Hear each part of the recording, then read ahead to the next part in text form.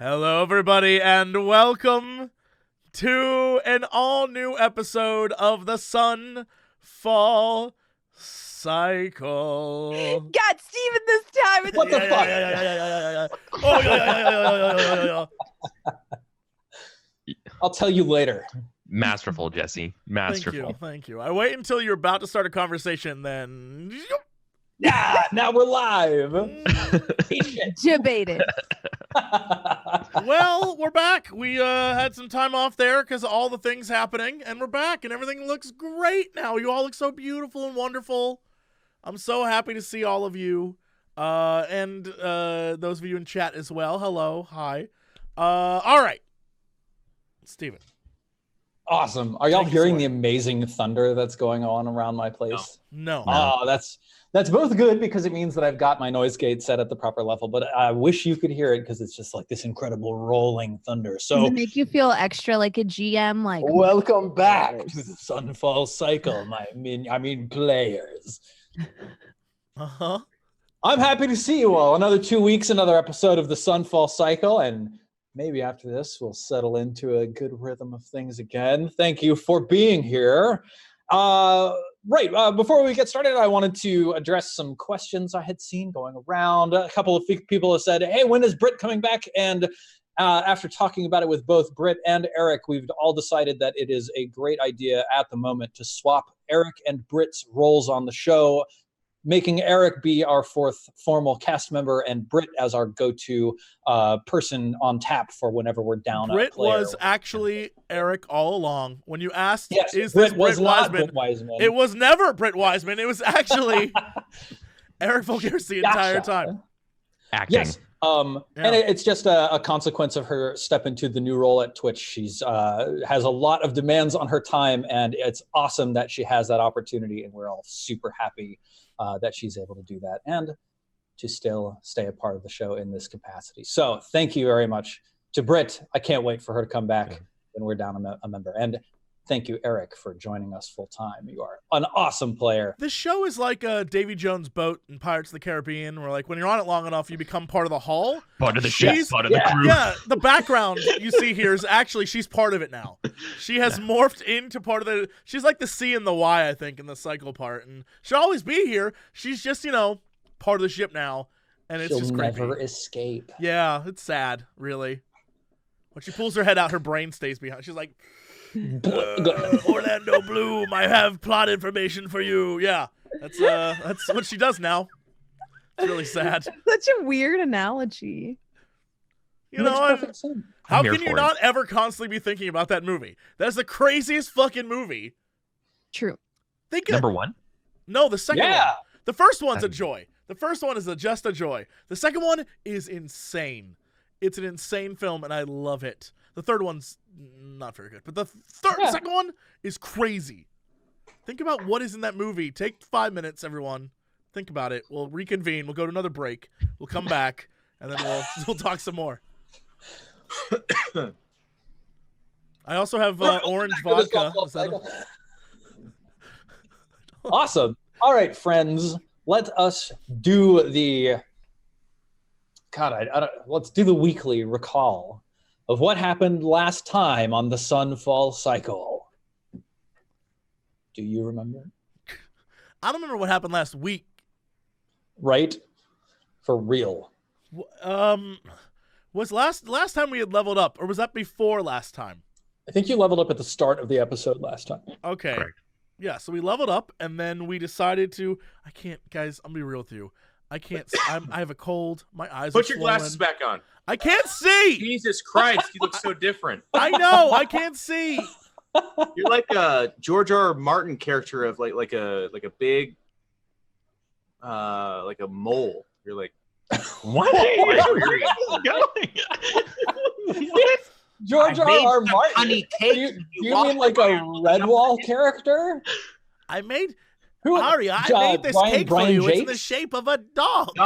Brian Jocks. Right, yeah, Oh, I Brian said George Jocks. R. Martin, didn't I? Yeah, You no, said I'm George You R. R. did. Martin, like a giant mole. Like, Well, yeah. I've got him on my mind too. I'm really pissed that the books aren't coming out. But no, I meant Brian Jocks and the Red Wolf. Yeah, you're a. Well, look, I'm fine being a mole. I would be a great mole. You would. Moles are proud He and would be noble. a great mole. Yeah, I But just can't Jesse is see. like the mole leader of some moleton. But at the reading, they'd be like, "Take your glasses off." Cosmopolitan. Perfect. That's it. We got this book about moles You called don't Duncton know the Wood, power of the mole, people. and it sounded really cute because it was about a bunch of moles, and then one of the moles in Duncton Wood was sexually assaulted by another mole, and her Whoa! babies were murdered. Whoa! Yeah, and I was Nuts! like, Whoa! this is We just a had book about one moles. No, but they're like literally moles. They're mole, Whoa! and they're and Someone's like. gotta- it just sounds like someone's trying to one up Watership Down. Yes, Yeah, in but terms they of, went like, the the wrong direction. Yeah, the wrong way. clearly. Because nobody is like holding, and then it describes it. Nobody's holding down poor Strawberry. Okay. They just want to be authentic. Okay, they just want to be You know what? perfectly. It's done. Yeah. Don't read Duncton Wood She just took it to because it such a has dark cute place or moles on the cover. Well, how do you think I felt? The cover was cute. It had moles on it. I was like, oh, Duncton Wood. Whoa! This Wait, sounds hold fun. on. Time I didn't out. realize it was that kind of wood. Time out. They never do You it. think this is cute, Bronze? Do you like this? That's terrifying, Jesse. You want to come over to my place and do some woodwork? And then Yeah, show you up? want to come over and work some wood? Why would you call it that? And they're like, I don't know what else to call it. This is how I was raised. Please clip that, please. Someone tweet that at Jesse. Please Yeah. never ever show that to the world. Don't let that out. I don't need the rest of the mole men to come at me. Be like, we told you never take those glasses off. You're giving us a bad name. I made some honey cakes while you're in the library. This is a mole. This is a mole character I'm much more comfortable with. I was actually thinking while this conversation was going on, like Patrick Rothfuss gets in on like role-playing games every once in a while. We need to get George R. R. Martin in. Yeah. George, You got work to do. come here. They George, both we'll kill you. haven't finished George. their last book. So they're already Exactly. twinning, and then have Yes. them twin in the RPG category. We've got to have both of them on the Mhm. same show, and then chat can just spam, "Where's the book?" King Twinning- Killer Chronicles. Finish the series. They could just like Twinning create a sounds chant. dirty. I don't Yeah, like yeah, that phrase. exactly. Twinning? That's dirty. Twinning?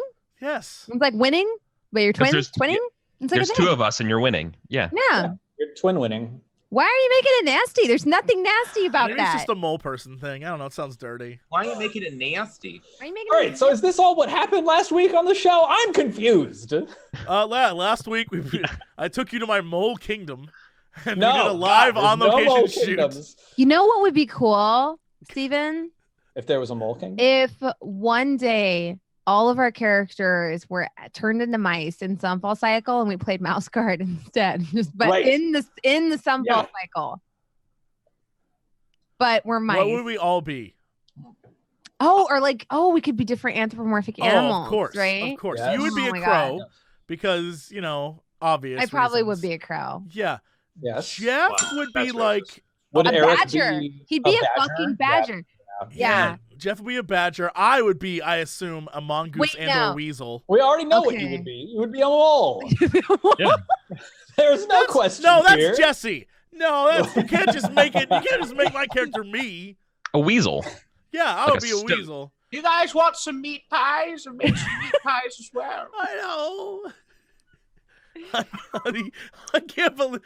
I'm gonna think about you all day. And be like, I baked you all honey cakes. That's all I can think about now. Is you saying that? All right, wait. What's Eric's mouse guard Okay. persona? Eric is the proud noble mouse. Possum. In armor. Oh, No, yeah. Oh, Eric, You're the titular mouse in Not a- armor. He is not a a possum. mouse. Yeah. Yeah. Whereas like Jeff is a badger because he's like quick to fight and has a very monochromatic. Well, not Jeff, but your character armor. Jeff doesn't know what colors are. He also says "boom haroom" a lot. Yeah, I am known to say that. yeah, you're definitely a badger. Go Badgers. So last time on the Sunfall Cycle, we played mouse guard instead. Yeah. You also Solar ended demon. up like crawling on top of a wall and working with the machinery that was intended to raise these gates so that you could get at this spear that was stuck in the ground. Yes. And this was the spear of the warlock Utu the Spear, who had been serving King Astafon in the war that you all saw some flashbacks to recently. And Utu the Spear's spear was a spear of like, it was like a magical focus that he used to summon the solar demons. And as Aya was pushing her way through the magics protecting the spear, solar demons were raining down left and right, and the other three of you were protecting. Oh, that's right. The world was ending. Yeah. Yes. That's every session. Yeah. And then at the end of it, Aya basically went like, all right, solar demon, get your ass over here. And I think Atikusu probably pulled a few strings behind the scenes, because then all of a sudden it erupted out of its chrysalis in the basement of the burnt out sick house. Yeah. Slammed down in front of you, and y'all just dispatched it. Y'all were like, none of this. Blah, you're dead. And you got yourselves a tier of saloon, and Aya now stands in the middle of this town square, holding in one tentacular arm the beating, flaming heart of this solar demon. Oh yeah, because I vampiric touched it and grabbed its heart. Exactly. Okay. Now Wait. you got it. So that means we have 2 orbs of the 4 we need, right? Correct. Because one was given by the blacksmith, and then 1 we got from this. So 2 more and we level. Yes. Because it's 4 instead of 3 now. Okay. Mm-hmm.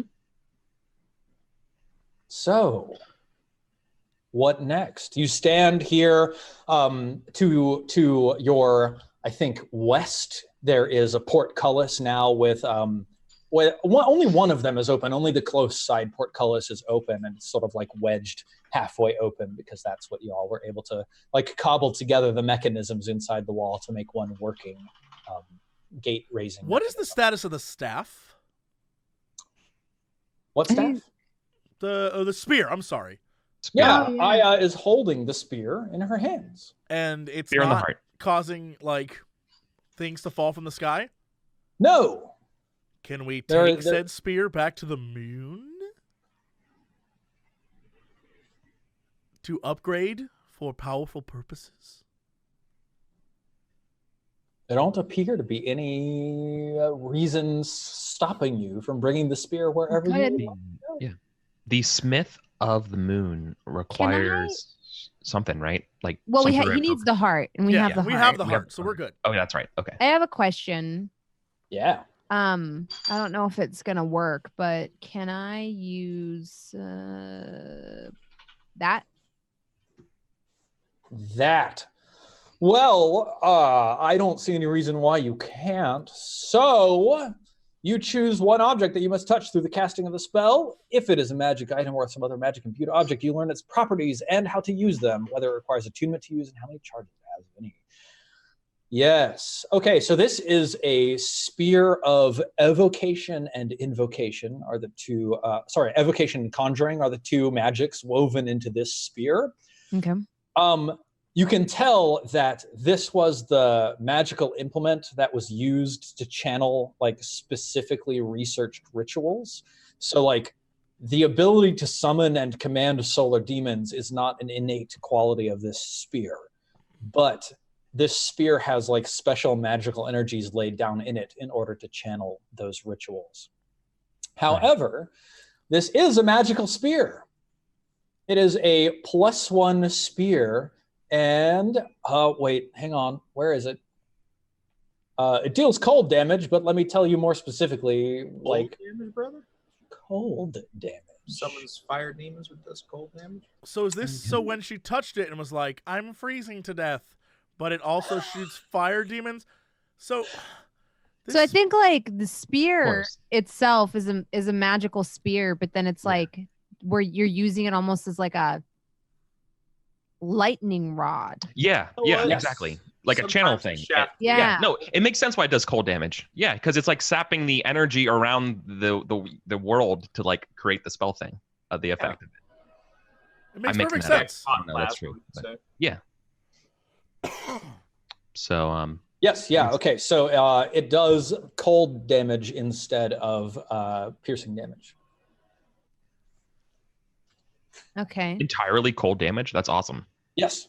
I'm gonna toss it to Kairos Phew, I catch it. and be like, "Don't think about demons when you're holding it."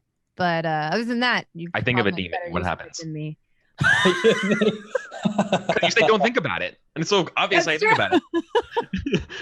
Yeah, awesome. Oh, okay. I don't think you have the magical properties. It's not attuned to me yet. It is not a weapon that requires attunement. Oh, okay. So let me go ahead and add does it. he summon a demon then? Is it +1? Yes, it's a +1 spear. All right, it's versatile, so 1d6 Yeah. when one-handed, 1d8 when two-handed. It deals cold damage. Hell yeah. Awesome. Thank you.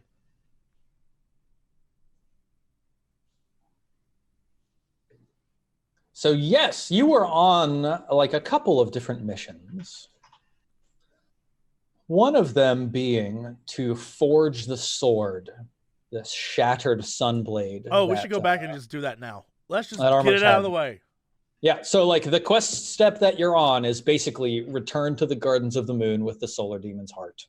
Yeah. Let's do it. Let's take it back and get Armoros a badass super sword. We do have about 25% of our rounds left anyways, if there was anything else we wanted to do, if the sun clock is right.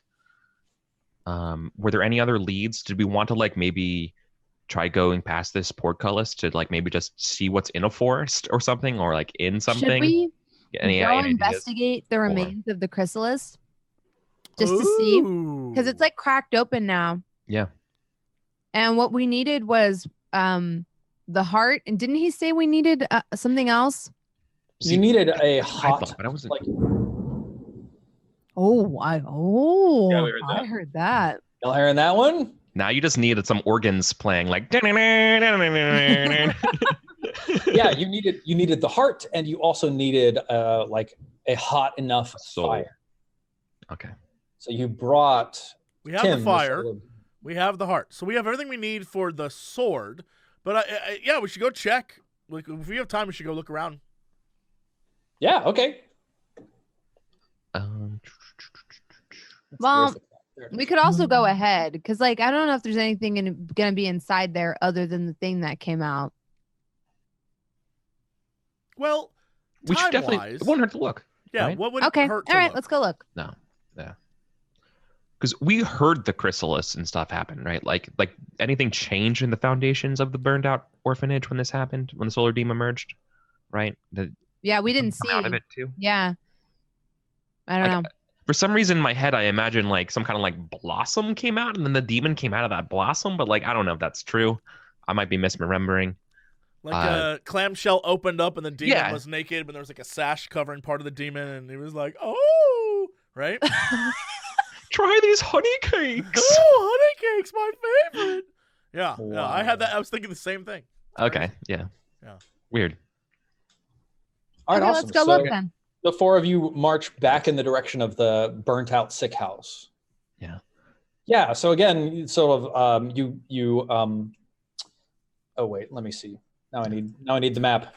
Oh wait, nope, that whole street block is destroyed. I'm so sorry. Oh my God, it's just so gone. There's just so nothing there. Let's keep our eyes peeled. There might be more of these solar demons. There's a hole, and it just leads to an underground cave, and there's a troll down there waving up at you, and he's like, "What's going on, guys?" And that's it. There's nothing there. Hey guys, I've missed you. Yeah. Oh, I sat on that. Yeah, one. right. Cool. Yes. So it's basically right down the street. So you exit off to the east, heading along this canal that has been channeling rainwaters through the city. And up ahead of you, you see like this burnt out hulk of a house where the front half of it has just broken off and sloughed into the canal. So there's like burnt beams and timbers and stuff sticking up out of the water. And you make your way into the building, picking your way carefully through the ruined materials.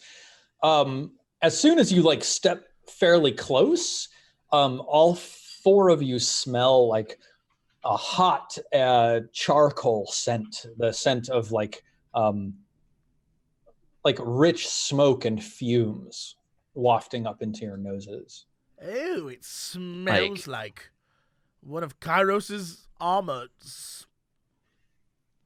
Good one there. While you're working on that joke, do I recall if this is the smells of a forge normally, or is this like definitely something different, right? What kind of a knowledge are you trying to consult there? Is that more like nature or?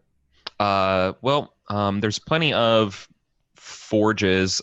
I've been around plenty of forges to know the smells of like, charcoal, wood, burning, sulfur. Right, yeah, no, it's not the smell of a forge. Or just different.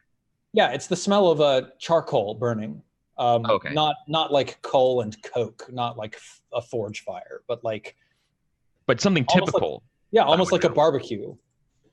Okay. All right. I'm just trying to wonder if there was anything where like, are you saying this is unusual or is this pretty ordinary? You didn't notice it the last time you were investigating the burnt out ruins of this house.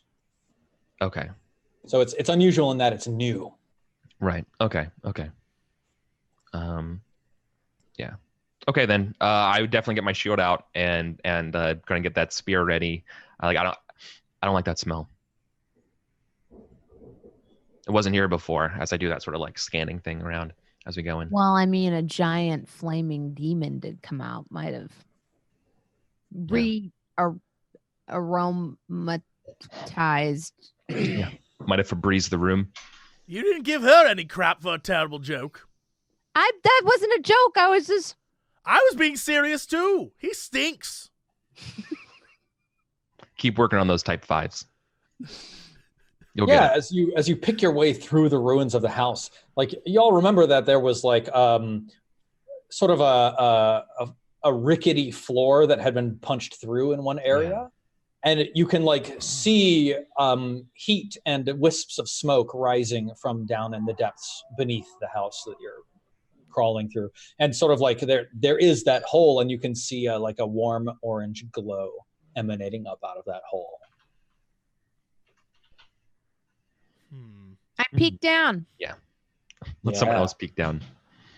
You peek down, and there are these like thick, fleshy petals that remind you of the chrysalis itself, split in 5, lying on the floor. And there's just like small little fires and coals burning and glowing all over the center of the room.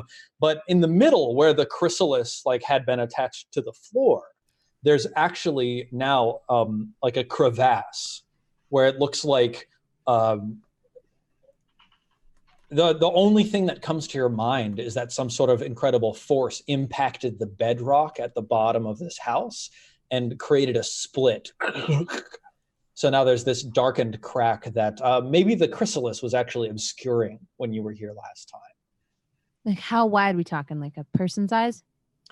We're talking like a person could crawl their way down it if they were like sideways, and it's probably like a 2 to 3 foot wide crack descending into the earth. Yeah.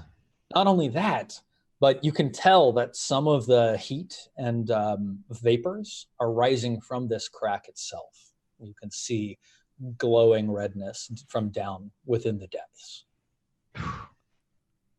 None of ours for dwarves. So who wants to delve too deep and too greedily here? Well, I don't know about all that, but we could grab some of that demon flower thing. It'd be foolish not to at least try to explore, flower, though, right? Petal. It looks incredibly hot down there, doesn't it, Sarek? Yes, but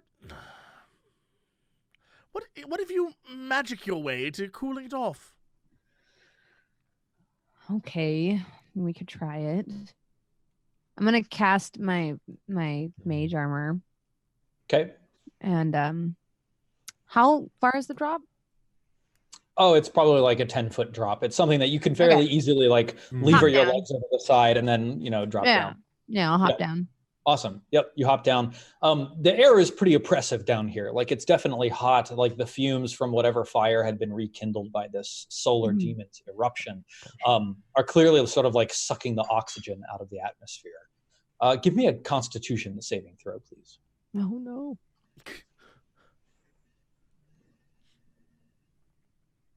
Oh, yeah. Hey. Like almost as soon as you're down there, you start coughing quite badly. Like you can still like push your way forwards and move around. You're probably like stumbling around sort of at half speed. There's no like immediate negative circumstance, but like your throat is a little bit raw. It's as definitely. I'm coughing, I call up to the others. Hop down. It's fine. It's lovely down here. Come on down.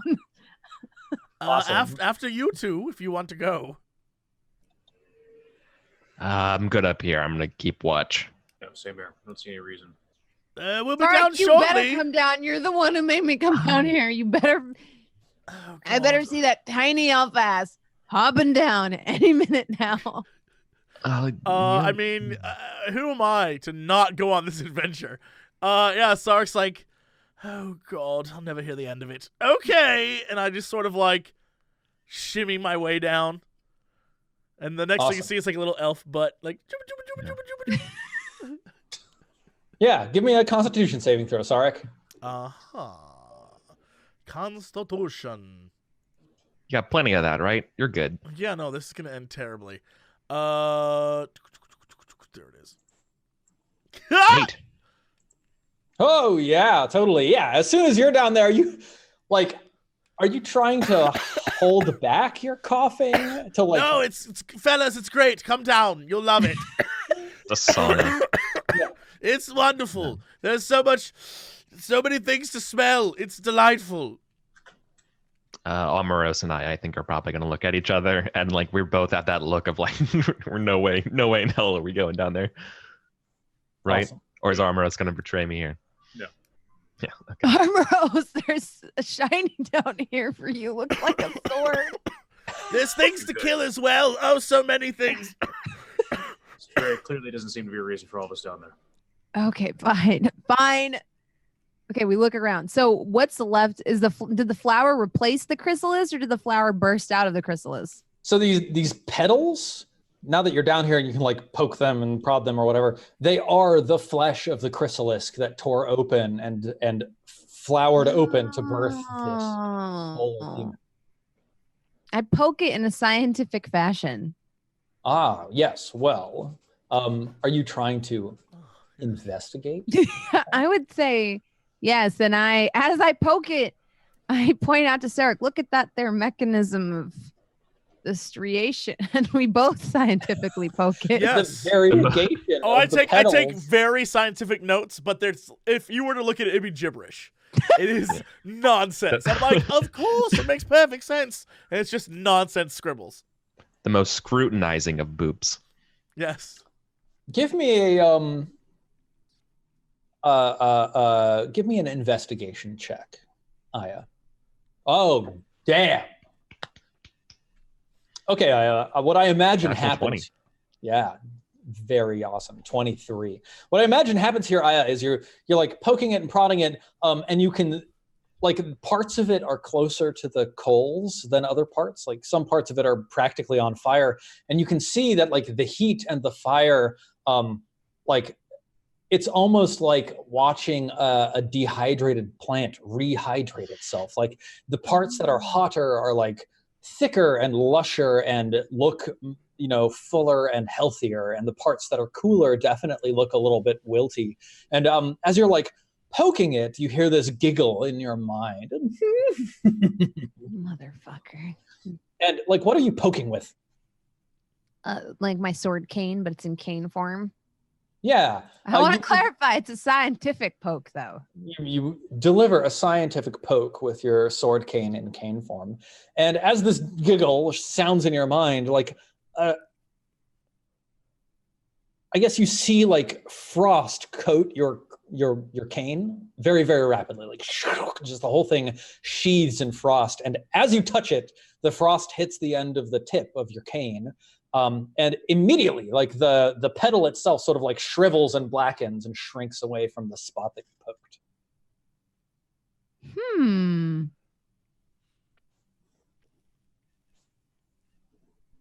Does it go hard again as that happens? Tell me more. Does the chrysalis go hard? Like, what do you mean? Yeah, because remember when we first came down here, it was like hard, like a rock. And it seems like the heat has made it soft and fleshy. Well, the sturdiest portions of this are definitely the portions that are exposed to the heat. Oh, okay. It's the opposite. So it didn't become like it the heat made the fleshy bits so plump that they were hard, is what you're saying. Yes. Hmm. Well, and also like there's probably a difference between like an enclosed chrysalis protecting what's inside of it and the discarded remnants afterwards. But it's very clear at the inside now, right? Yes, the heat at the outside. Yeah, the heat is making this healthier and more vibrant, and the cold that you've just applied to it is definitely most negatively affecting. Is there anything left behind inside? Because we did see a faint blue glow on the outside. I'm assuming that was the demon. I think that you would recognize that as the tier of saloon that you got off the demon's corpse. Okay, cool. Yeah. And there's nothing else in there? You could probably collect like a vial of solar demon chrysalis goop. It's basically aloe vera from space. I was going to say, I'm going to take a big slice of aloe vera from space, you know? Yeah. Like maybe the blacksmith can do something with it. If not, you know, maybe Tim can have it as like a salad or something. If you use it for burns. No veggies. You do use it for burns. I'm gonna put some in my bag. Oh, it's Awesome. like reverse Vera. Are you like? Hang on. Let's look at your character sheet and where you're storing everything. Looking. There's no. Yeah, you've got a second bag slot that's empty, so you can like cut free a few slices of chrysalis and tuck it in that second bag slot. Done. You're changing your name back to Aya. Tim Salad. That's fine. That's what I've named it in my bag. Tim Salad. Fantastic. As long as you remember that veggies. in the future, we will be great. All right, awesome. So, yes, you're standing, the two of you, Sarek and Aya, down at the bottom of this pit. Like the fumes are growing pretty oppressive, even worse now. There's this like cracked crevasse in the center of the room where these petals have fallen to each side of it. Are either of you going to try looking into it, exploring it somehow? Yes, I'm in too deep. I'm looking. Okay. Yeah, awesome. Give me a perception check. Excellent. I will do that. Cool. Man, if you had hit that 6, I would totally have burnt off your eyebrows, but awesome. So you peer over the hole, like describe for me what your character is doing in order to look down. Like Sarek looks at the sort of, I imagine, the walls of this newly formed, or possibly not, crevice, and just like pokes at them with a stick to make sure they're not scorching hot. And scientifically, I presume. Yeah. He watched Aya do it and now kind of gets science. And so he pokes the side and then peers down into it, trying not to actually go in, but trying to see what could be inside. Yeah. So I think, like, what are you using to poke the walls? Oh, literally just my dagger that I have. Okay, my dagger that I never use for anything ever. I'm using it to like sort of poke at the walls. Yeah, your dagger does not respond to heat on the walls in any particular way. So, like as you like pull yourself to the edge and look over, you can tell that it's warm against the black gloves that you have on, but not hot enough to like burn them. Like there's no smoking or searing. Your hands are not in pain. And looking down, like the crack sort of like winds just a little bit. Like you can probably see like 10 feet down clearly, and there's no immediate like source of light, but you can see like this orange glow emanating up from very, very deep within the earth. And there's like, maybe if you like angle your head just a little bit, I think probably you realize the spot that you've chosen for looking down into this, like you can't quite see very far from this current position, but there's a spot maybe like 3 feet to your left where if you just like angle your head over and peer in, you can probably see all the way down to wherever that orange glow is. While I suspect trap, Sarek would not in fact be like, oh, I can see better over here. So I go and stand over there and try to peer down. Awesome. Roll a reflex saving throw, Sarek. No! I will do that. my reflex? Nice knowing you, Sarek. See you on the moon. Fine. Yeah, I'll be fine. I'll be up on the moon. Why did it just be lava? Why don't I see that? The here? Balrog. And by reflex, I mean dexterity. So All right, I was about to say, like, what do you mean? All right, I can do that. Skadoosh. Oh, Skadoosh, I get out the way. Like, what up, haters? Skadoosh. So the threat here is from like a gust of steam that sort of erupts out of this hole as you're about to stick your head in. Do you like look in and see it coming and then dive back, or do you just like? Do you have this preternatural sense that it's going to come and then you just like stay out of it? Oh, no. I go face first in. Yeah. And I'm just like, now what could be down here? And then, like, you know, it's one of those rumble, rumble, rumble, rumble jump scare things, but I get out of the way just in time. Yeah, Awesome. Indiana Jones You style. make the QTE. Right. Absolutely. Yep.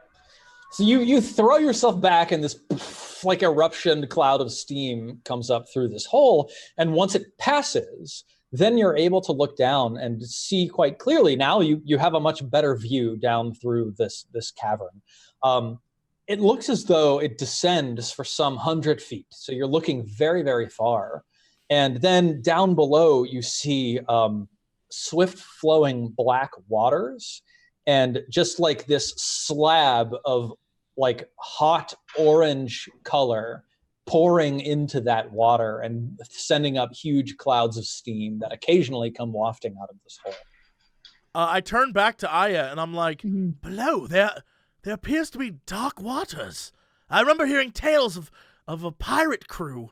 Something about these from long ago.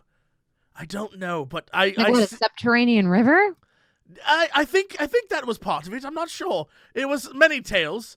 About 20 years ago or so. Yes, it was. Well, heck, we never say die. Just jump on in. Let's see what's down there. Well, should we tell the others? Yes. So I'm going to call up and be like, all right, guys, enough joking. We need your help. There's stuff down here. You got to get down here. Armoros, Kairos, come on. You jump down? Yeah. Cool. Yeah, we'll both crawl our way down there, which Constitution checks for us, right? Constitution check. Yes. Constitution check. 14. Yeah, you take like a big belly breath in, and both of you you're just like, there's no problem. You've seen worse, Kairos. You recognize the smell now, Kairos, of like burning wood and burnt buildings specifically. That's definitely what you were smelling. The two of you, no sweat. All right. I explained to them what I've seen, how there is like a dark river down below and a weird orange slab of something, and it's about 100 feet down, and we can get to it if we go down this little tiny path, but watch out for rock farts. Verbatim is what I say. Well, who's going first? I mean, I think I should go first because I discovered it, and maybe if there's like maybe I can find my own Tim. Carried off by the river. First off, Steven, is it naturally around here, or is it like a canal where there's like worked stuff around? Sorry, you're asking about the stone? Right, like there's the river below, right? Oh yeah, yes. Is that? But it's far enough, and you're peering through like a crevice in the earth. You can't get a clear read on. We just see the water, so you don't see the actual stone if it's like a work canal or if it's an underground thing. Understood. Okay. Do we have any way of sending anything to go scout out before we go down there? Me? Do we have a? Sarek, you are expendable, so I guess. The one who has the best scouting ability. I believe I could. Yeah. What if the water carries you off? It's only happened the one time. Oh. And since then, we found so many more tears. We found tears that make me like super flexible and things. Does anyone want to tie a rope around Sarek? I don't have rope. I got rope. You have rope? And Sarek also has rope. Both of us have rope. Kairos, you're so sweet. I'm not using my rope on me. You're a fool. But you will use your rope. I will use my rope. Excellent. Yeah, I tie it around me. And I'm like, ready to go. I'm assuming you two are holding the other end because you're strong. Yeah, I would also if possible, not be the only person relying on this rope. I would love to like be able to pin it to something nearby in this building, like a broken stake or We're something. in a burning hole in the ground. Yeah, it's just gonna catch on fire. It's just gonna catch on fire. It's like, I'm just gonna hold it. This is all we've got. We got you. Yeah, you and Armoros can hold it. You know, it's like an incense I tie stick. it around Armoros. I was thinking like there's a piece of wood or something that still hasn't completely burned that's jutting out from like a bad angle that you could use. That's, you know, it's still burning on one end and probably good closer to the, but that's fine. Okay, that works. All right. Awesome. Yeah. Up to it, Sarek. Yes, so Sarek. Sarek is like sliding his way down in this crevasse while Armoros is not Armoros, but Kairos is holding the rope. Yeah. How much space do I have? It's quite tight. Like you're basically like Gotcha. You've pushed your palms against the walls and like 1 foot against the back wall, 1 foot against the floor wall. Like the walls are slightly rough, like sandpapery. They're not smooth like glass or anything like that. But there's no good handholds or footholds. You're basically just like chimney climbing your way down this. Damn, it's like some cliffhanger shit. Yeah. I am essentially trying my best to be cool, but I'm just like, ow, it's so rough. It hurts. Yeah, but I'm trying to get down. Super cool. Okay, Armoros, give me a climb check with advantage. This is a fairly challenging climb, DC 15. Climb is a thing? And by climb, I mean athletics. Thank you. It is. Climb is a thing? Hey, look at that. Yeah, crushed it. No problem. I mean, oh, wait. I asked Armoros to do that, but it should no, we did it. He did it, and it checks out, so I guess we're going to keep that roll. Should obviously have been Sarek who is doing this climb. So, Sarek, please. I mean, I'm a team player. I defer to Armos's roll. I feel like... No, I've got it. Lawyer Bronzo is on the case. Thank you. Oh, yeah? Sarek slips his foothold, the rope drops, and then Armoros, with his extreme athletic ability and reflexes, grabs it and lowers him down gently. I didn't mean to fall, but it happened, and so... I submit my argument for the court of Stephen Lumpkin. I love that. I would like to see Sarek's roll just to see how dire the situation is for Armoros to step in. So dire. Just the... Oh my god, that's a natural one. I slipped. Yeah, awesome. So Sarek just like squeezes his hips down over the hole. He's like, okay, I'll be right back. And then bloof, just like dropping like a stone. Nothing, like you're not touching either wall, even though they're like centimeters from both your nose and the back of like your back. And Armoros, like, I almost imagine just like one-handed, like irritated that it has to happen, just reaches up, grabs, stops. So you just like jerk there, Sarek. You hear down below like whispering of words. And you're sort of like hearing this like boiling, roiling steam, but somehow in and through that you hear like, I made some cookies. Have some if you want. Yeah, yes. Wait, what? Wait, honey what? cake for your time in the library. What? No, what? I fall through, and the first thing I hear is, I made some cookies. That is nonsense. Do not say, yeah, that's what happened. Don't, how dare it's you? in my head. Stephen, No. how dare you? It's in my head. You want some cookies? I made them for you. If that's what's down there, They're Sark's gonna be like, pecan and sugar cookies. you're on your own. Favorite, Sark's but gonna they're pretty darn climb back good. up the rope and be like, I'm sorry, I can't do this no more, and just leave. He's gonna leave. I'm gonna walk away. I think Sarek's heart is pounding quite badly at this moment, probably as a result of the fall, but he may not be hearing things accurately. Sarek, would you give me a perception check?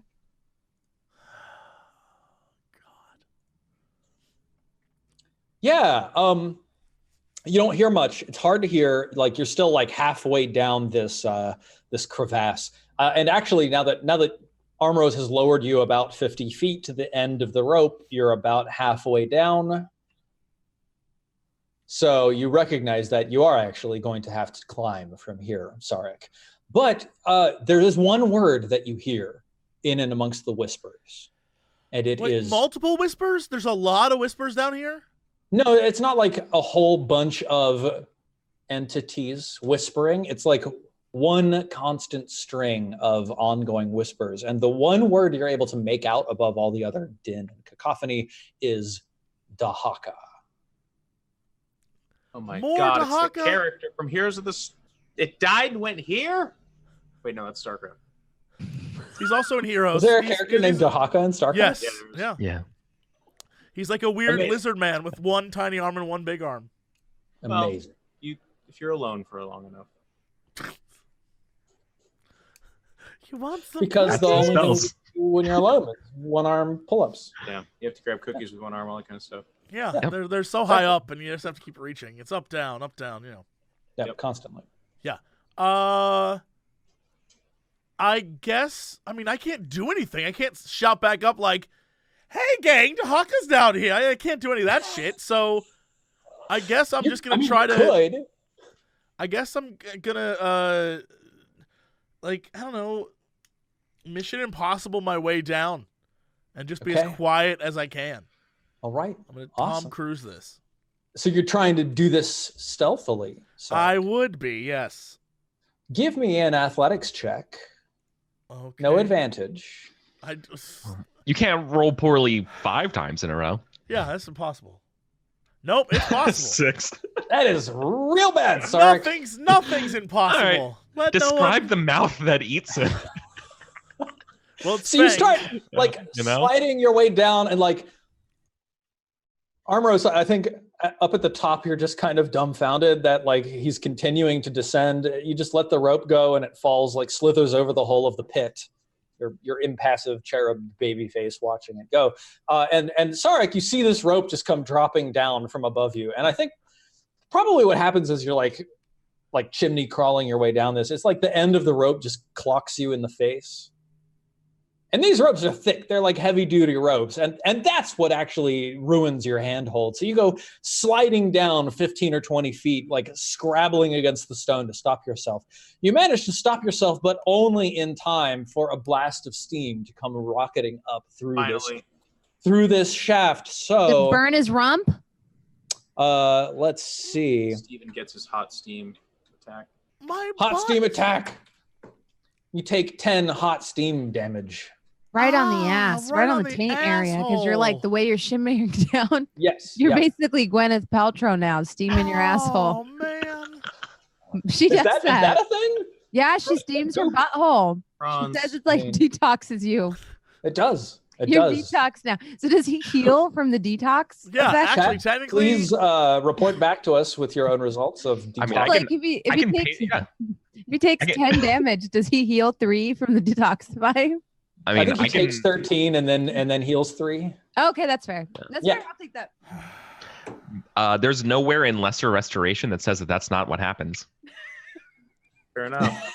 That's the mechanism of many important healing spells, actually. Look it Okay. up, chat. She does that. She's weird. She might be Pepper Potts, but she's into some weird shit, man. Very weird.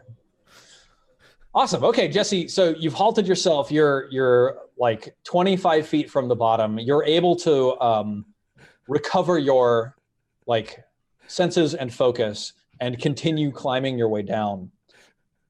And as you climb, you hear this constant stream of like whispered, fervent prayer. Is it Gwyneth Paltrow? Of whispered, fervent prayer from Gwyneth Paltrow. I'm sure that this person's voice sounds just like Gwyneth Paltrow.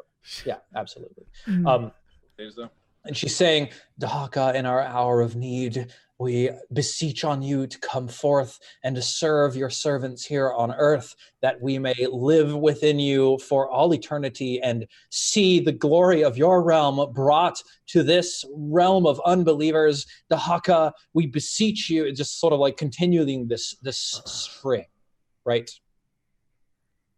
And it's just one person whispering? It's just one voice, one Oh, person. so we ain't no person. It's going to be like a 500-armed snake beast. Okay.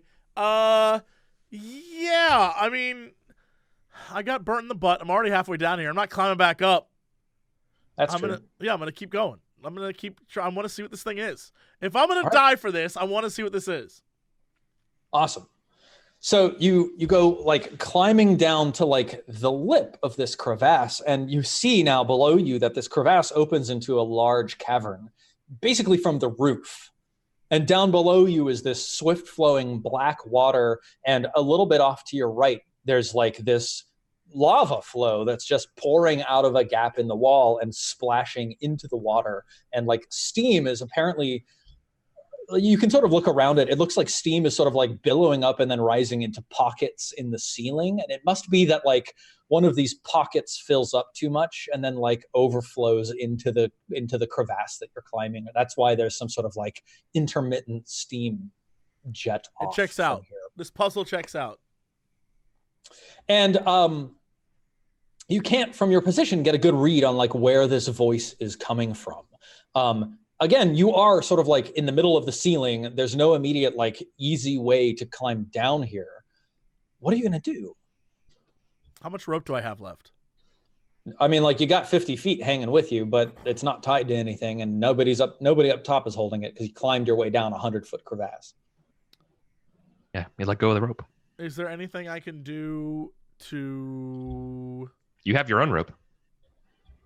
I mean, he's got this rope tied around him. Can I take rope number 1, fashion it into the crevasse itself, then tie rope number 2 to rope number 1, and get down to the bottom? Yeah. Give me a perception check. I will do that. What do I perceive with these eyes of mine? Nothing. Still nothing. Okay. So you get to the bottom of this crevasse and you realize you're like, 25 feet above this water, and you're in sort of a large chamber and there's no easy way out. And you like, shit, I've got to tie this rope somehow.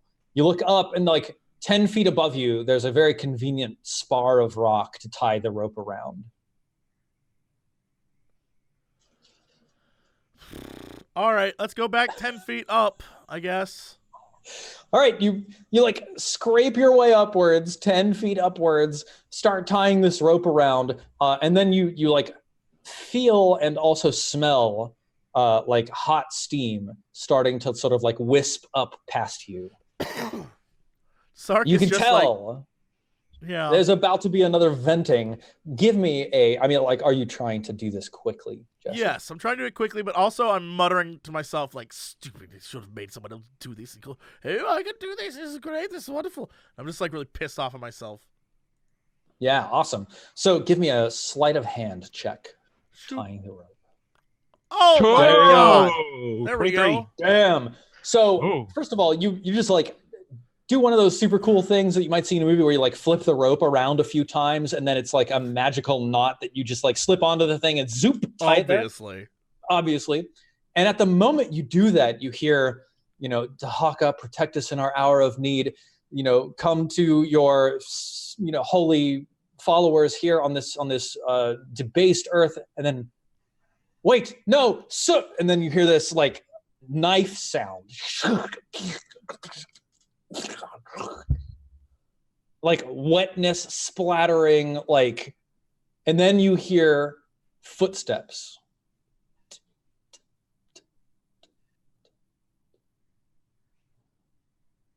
And Chucky comes around the corner. Wait a minute. The mole. I'm still above though, yes? Sarek, I think you realize that your best choice at the moment to avoid getting steamed is to just drop into the river below you and let the rope keep you from being carried away. Oh, God damn it. Yeah, I just fall. Yeah, you fall, and as you're falling out of this crevasse, you can see the ceiling of this cavern lit up by the lava off to your left, glowing orange with these like big, like billowy cloud pockets of steam that like funnel out up this crevasse. And then bloosh, the dark water rushes over you. You hear the sound of the rushing water. And then the rope jerks. Bah! Like you can feel the pull around your stomach as the river tries to pull you away, but the rope holds you in place. Thank you, rope. I pull myself to shore, I would imagine. Yeah, awesome. You crawl up like the fairly steep side of this underground river to the flattish cavern floor. And sort of like ahead of you, on the rock wall, there is this massive carving, like a statue carved out of the rock of the wall of a serpent. Oh, jump scare. Yeah, it's I'm like back against the wall and I turn like, whoo, jump scare.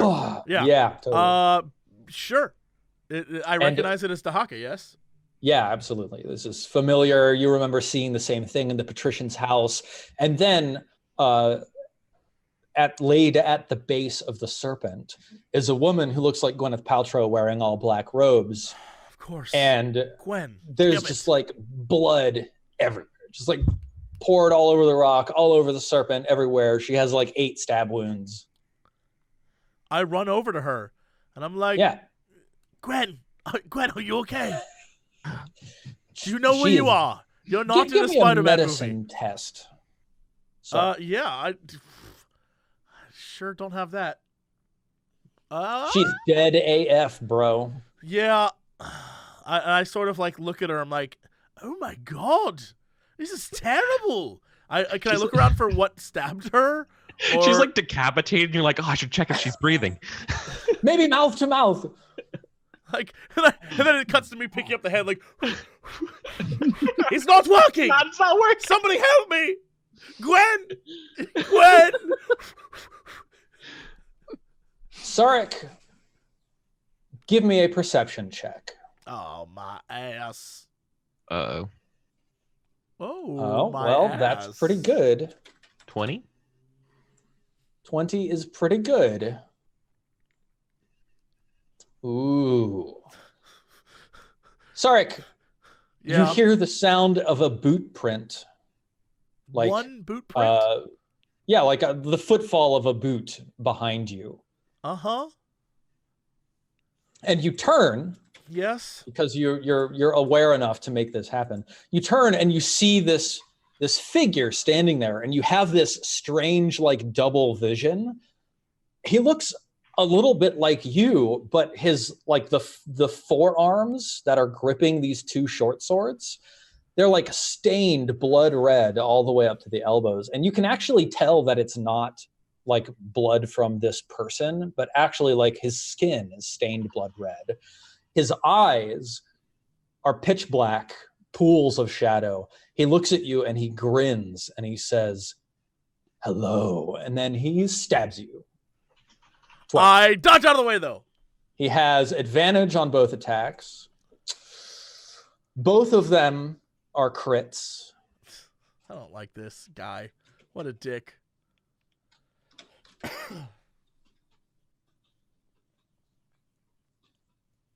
I mean, both hit, so... So, here's the first one.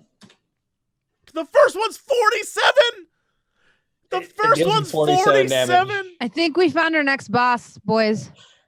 The first and then the 47? second blade slides home. Why even do this? This is the crit one. 60! 60! These are both crits. 7 damage! How's For that the record. What the fuck? What are you doing? I mean, but we could take them. Like, one of those attacks wouldn't even hit Armoros because his AC is so high. For the record, both of these are crits, so the damage amounts that I'm rolling, all of the dice there are doubled from normal. Yeah. So Sark explodes. Yeah, what? I mean, yeah. Sark, yeah, I just die. I see me and then die? Yeah. Yeah, sure. Right. The rest of us are standing up above the crevice like, God, what's taking us so long? Yeah, I guess there's like a cut. There's like a, I see me and then a chunk and then I'm dead. So I guess it cuts back to you guys in movie style. Enjoy. Yeah. Figuring out what happened. You guys, I don't even want to know this because you're going to be like, well, I guess he's dead. Let's leave. Fuck you. Fuck the 3 of you. I know what you're going to do. I hate all 3 of you.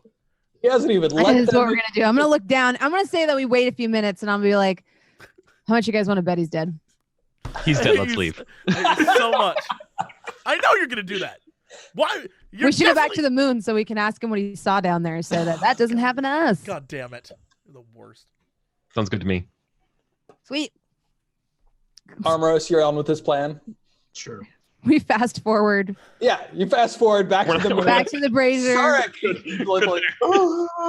Like have that moment of like resurrecting soft grasses at your back, a beautiful starry sky whirling above.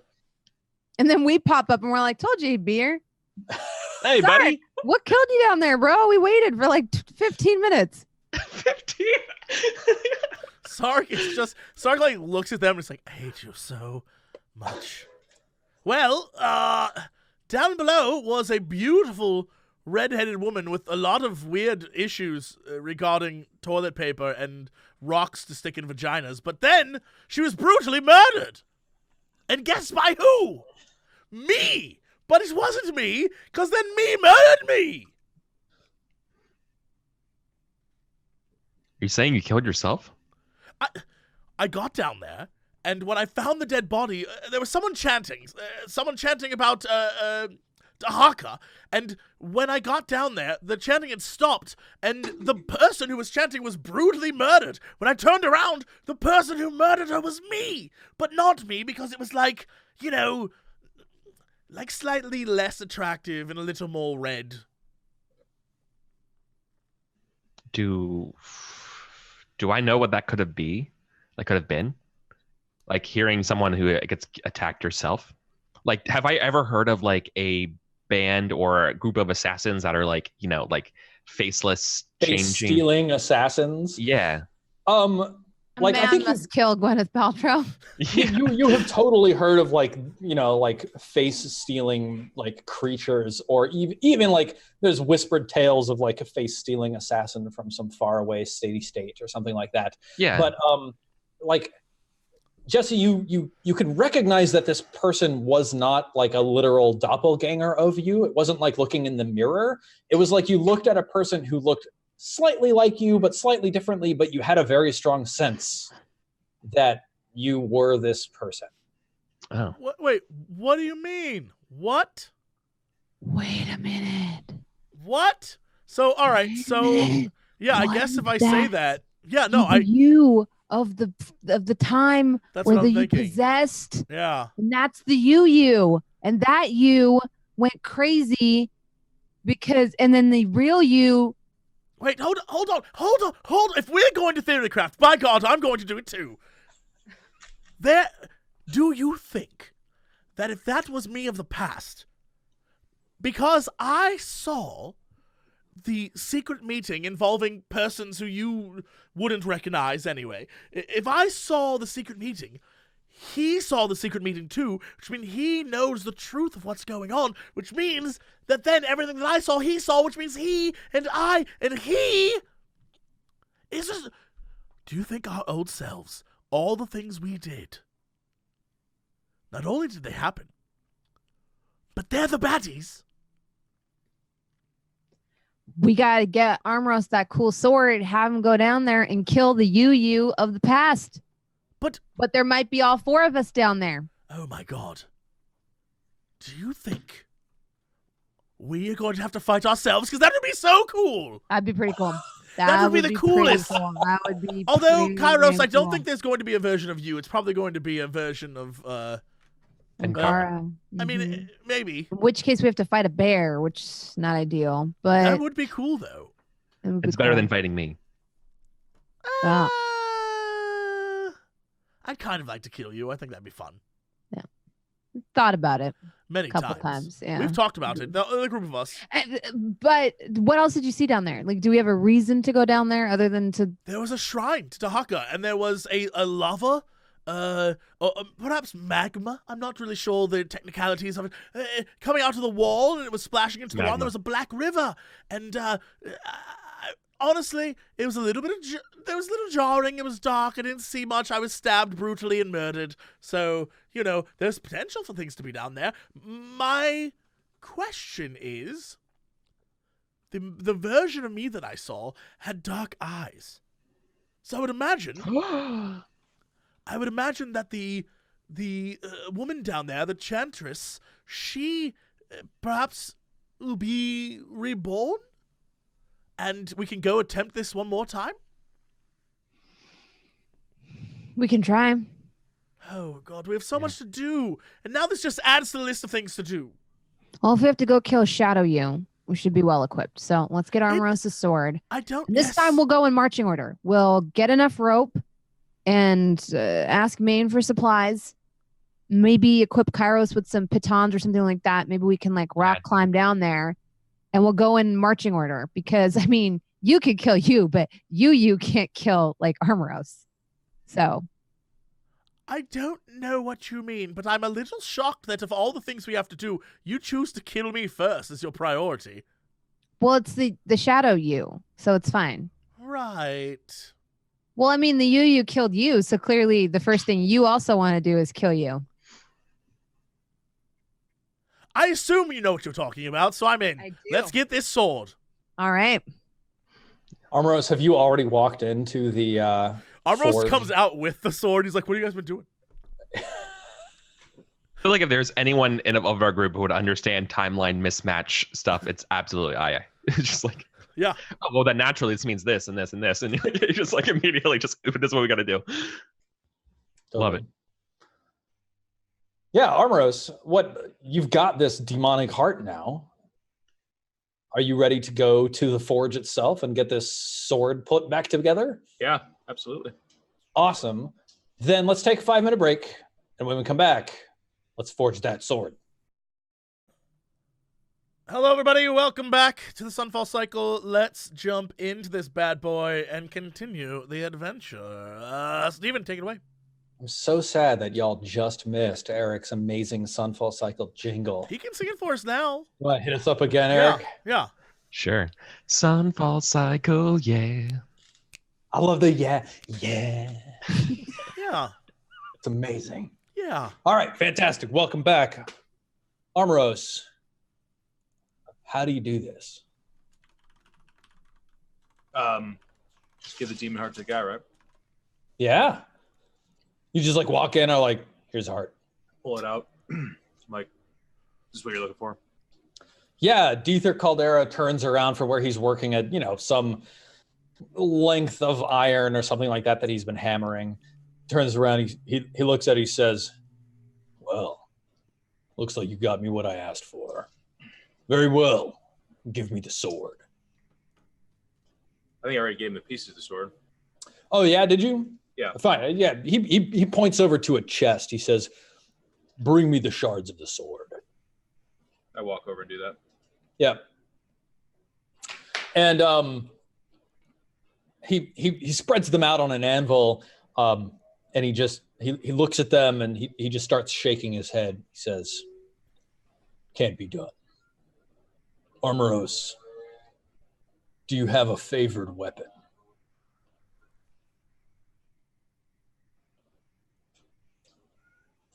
This is a moment of toughness for him because he's got his kind of family heirloom sword. But then he has a sanctified flail, and he's like, yeah, I do. He gives him the sword. Nice. Yeah, he hefts it. Tell us again what this sword looks like that you've handed him. So Armoros is very white and almost angelic, like his race of people have like a glow to them, and his tattoos they're very Greco-Roman, angelic looking, and they glow. Awesome. Has a light glow to him, but his sword seems not Russian gang tattoos. No, not Russian gang. Okay. Not everyone's from Portland. Not like awesome tribal tattoos or something. His sword eats light, though. It's a black, like, emptiness, and it has kind of red vein coloring through it, but it just looks very sinister, and it's in stark contrast to the rest of them. Is it like serrated, or is it like a long, straight edge? Is it like very broad at the base, or is it more like a long sword, or like some sort of like like those anime swords that are like huge, thick, chunky? A longer long sword. Just for more aesthetic purposes than functional, but its blade is wavy, actually. Yeah, like a Flamberg. Yeah, Flamberge from is it Flamberg? I don't know. It's French, so it's probably Gère. Oh, then definitely Flamberge. Yeah, Flamberge. Awesome.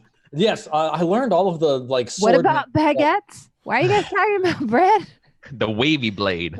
I learned sword names from Diablo 2. That was the game that taught me. Oh yeah, yeah. Awesome. So you hand over this flamberge, and Deether takes one look at it and says, "This will do."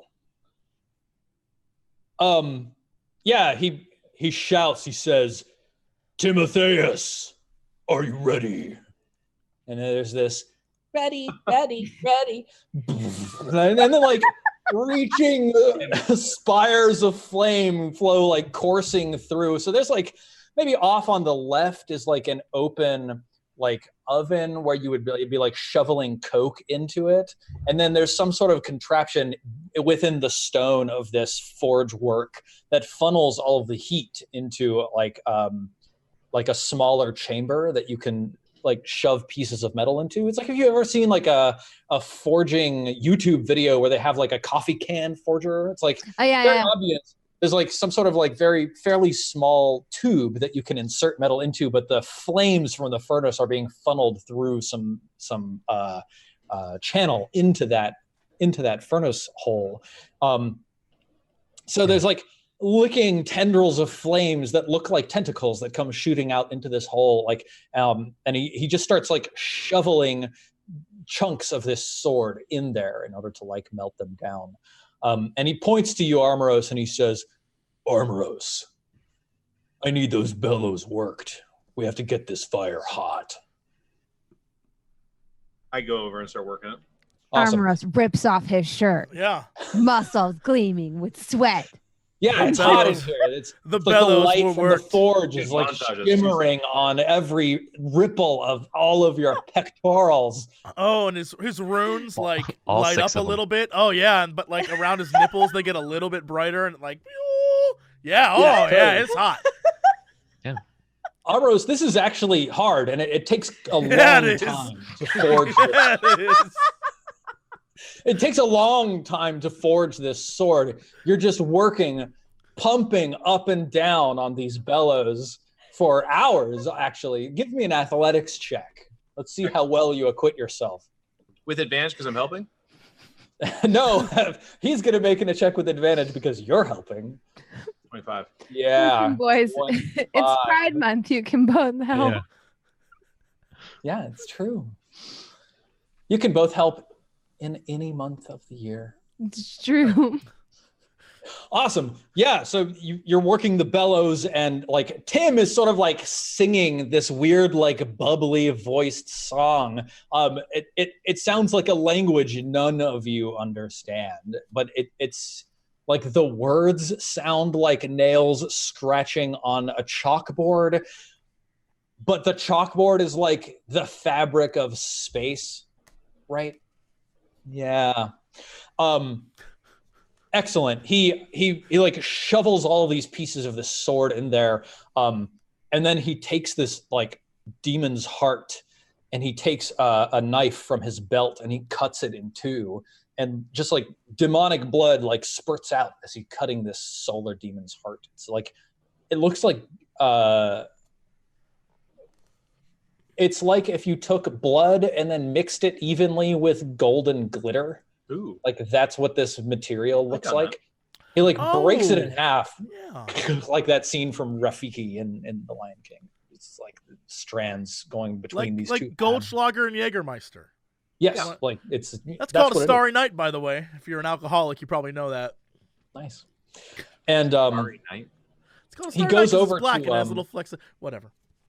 he goes over one of his like quenching basins, and he like squeezes this material, this heart, and squeezes all of this demon's blood out into this quenching basin. It's already filled with some sort of oil or something like that, but the demonic blood is getting in there. And then he wanders over to the door of the furnace where Tim is playing happily, and he tosses the halves of the heart in, and there's this as like Tim just like roars in glee as he pumps greater amounts of fire through the veins of the furnace.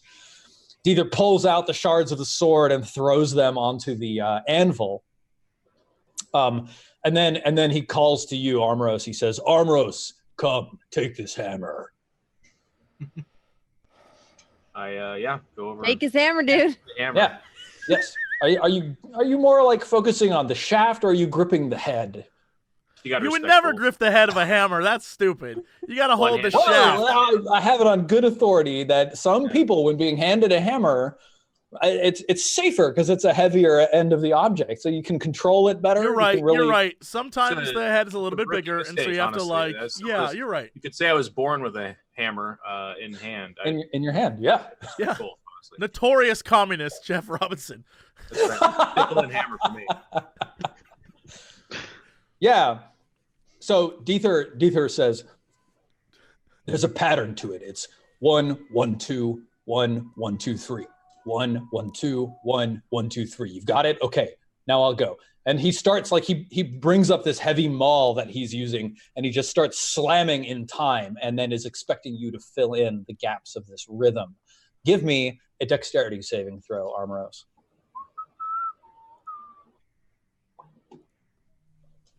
22. Yeah, awesome. So the two of you sit there pounding away at this mass of molten metal on the anvil here. And after like another hour of like heating and then working and then heating and working, you're sort of like folding it over into itself until you've got like this ingot. He picks up the sword and he lays it on the anvil and he says, "Do you know how to work magics, Armoros?" Absolutely not. We have a problem. I know someone that does, though. Are they here? Yes, she's deathly afraid of showing her nude body, though, so I'm going to ask that... It's a good thing nobody here is deathly afraid of that, but I can go put on an apron if it makes No, it's not other bodies. It's her own. It's some kind Oh, of... I have an apron for her, too. Yep, that's fine. That's all she'll need. Yeah, dude. They go to Aya, then. Yeah, they need someone that can do magic shit, and that's kind of you. But having learned your preferences, I already asked the appropriate questions. There's an apron for you that'll be covering every inch of your body. What? Excuse me. Are the both of you in there naked? Yeah, what's going on in there? What are you doing? There are just parts of our clothing that is not there. I'm not gonna ask. Put on these leathers. Yeah, the full body apron is like it's a nice vinyl finish, like very. I put it on and I'm just like. It's a very form-fitting. You seem very winded. Is everything going all right during your naked escapades in there? Kairos and Sark are like helping you put it, like, get in here. Just Thank you. Well, this has so many zippers. Why are there so many zippers? Maybe you need a powder, something to like get you in it. It feels very tight. Oh, you're not okay. there, Sark. I like that. You're not. You're not invited. Yeah, awesome. Okay, so the three of you go back in, and Deether turns to you and he says, "We need someone's help containing the magical energies around the blade as we forge the two weapons into one. Do you think you can help us with that?" He's talking to you, Aya. Yeah. That's a good answer. Come here. Okay. And he takes your sword, Armoros, and he shoves it into the forge. He takes this molten bar of metal that you all have been working on and shoves it into the forge. And then he says, "Tim, the time is now." And then you hear Tim shout, "Iya! Iya!" And then flames come rushing out, just like wrapping around the two blades. And he brings them out as one mass and he lays them on the forge and he says, "Armoros, as before." And you can already see like the warp of magic, like rotating and coiling around these materials. Okay. Yeah. So yes, the two of you start, hammering and wailing away at this sword creation. Aya, I need you to give me an Arcana check. Okay. To manipulate the field of magic around this weapon. Nailed it.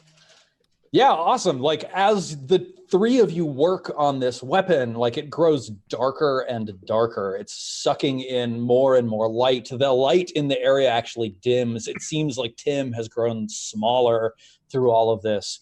And like sweat is just like dripping off of your brow. And finally Diether says, "We're done." And he picks up the sword by the hilt and he plunges it into the demonic quenching pool.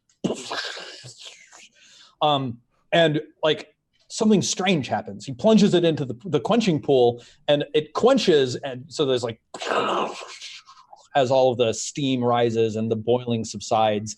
And then you hear this like deeper rumbling from within the quenching pool as boiling erupts again.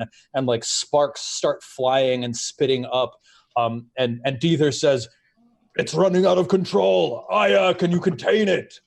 Oh God. Okay. Chernobyl. I come over and Oh no. oh God. I'm gonna mage armor up. Yeah. And the way my mage armor works is like it looks like a almost like an aura but dark. Like it's the opposite of an aural effect where it's just like a darkness that cloaks me a little bit that people are vaguely aware of but not really. Yeah. A babushka. Yeah, and I'm gonna take the sword from him and attempt to like barter with it. You began to. Oh, cool. Yeah. Because that's what I do. Awesome. So you grab onto the sword, and what do you say? How do you open this bartering?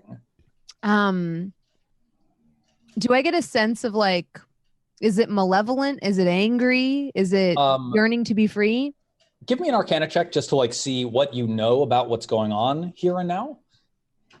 Yeah, like you don't sense a like willfully directed force at all. It's almost like this is just raw magical energy like spilling out of control almost. Okay. In that case, I will attempt to temper it. And so I'm going to, I don't know if this is a good idea or not. And now she becomes sweaty. Well, we need something like that's not, we need like a dousing bucket that's like a magical dousing bucket. We need something to absorb it that's gonna, so I am going to, I don't know if this is a good idea or a bad idea. I'm going to use my vampiric touch to like wrap around the blade and try to like douse it magically. Sure, like absorb its magical energy off into yourself instead. Yeah, and hope it doesn't murder me. That's a bold gambit. So I mean, I don't want the whole thing to explode or something. Yeah, go ahead and cast vampiric touch. Yeah, and let's see, like vampiric. I'm just looking up the spell itself. The touch of your shadow-wreathed hand can siphon force, make a melee spell attack. Yeah, so make a melee spell attack with advantage. That's you got that 18. That's great. Okay. The target takes 36 necrotic damage, and you gain hit points equal to half the amount. Roll the damage for that. Oh, it gave me a syntax error. Oh yeah, totally. Well, why just does it roll keep 3d6. doing that? Okay, I'll just roll 3d6. I need to figure out why it keeps doing that.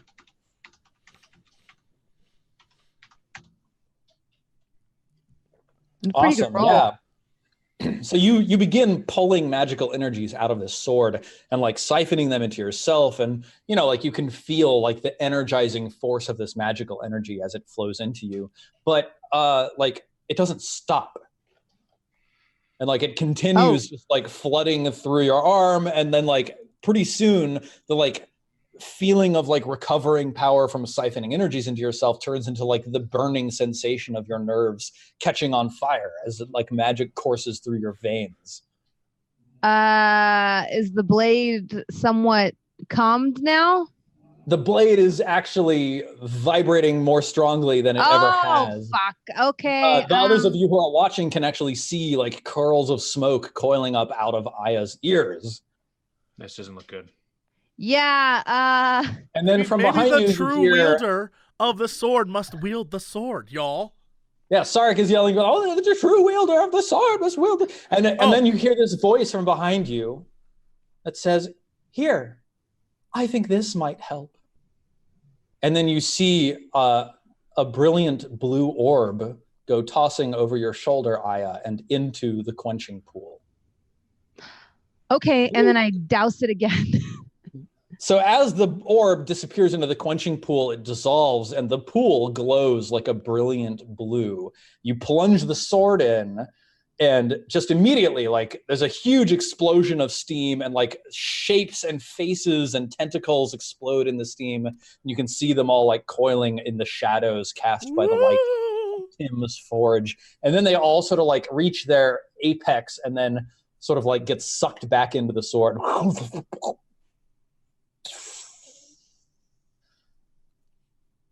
And you can feel the magical energies release their hold on you, Aya.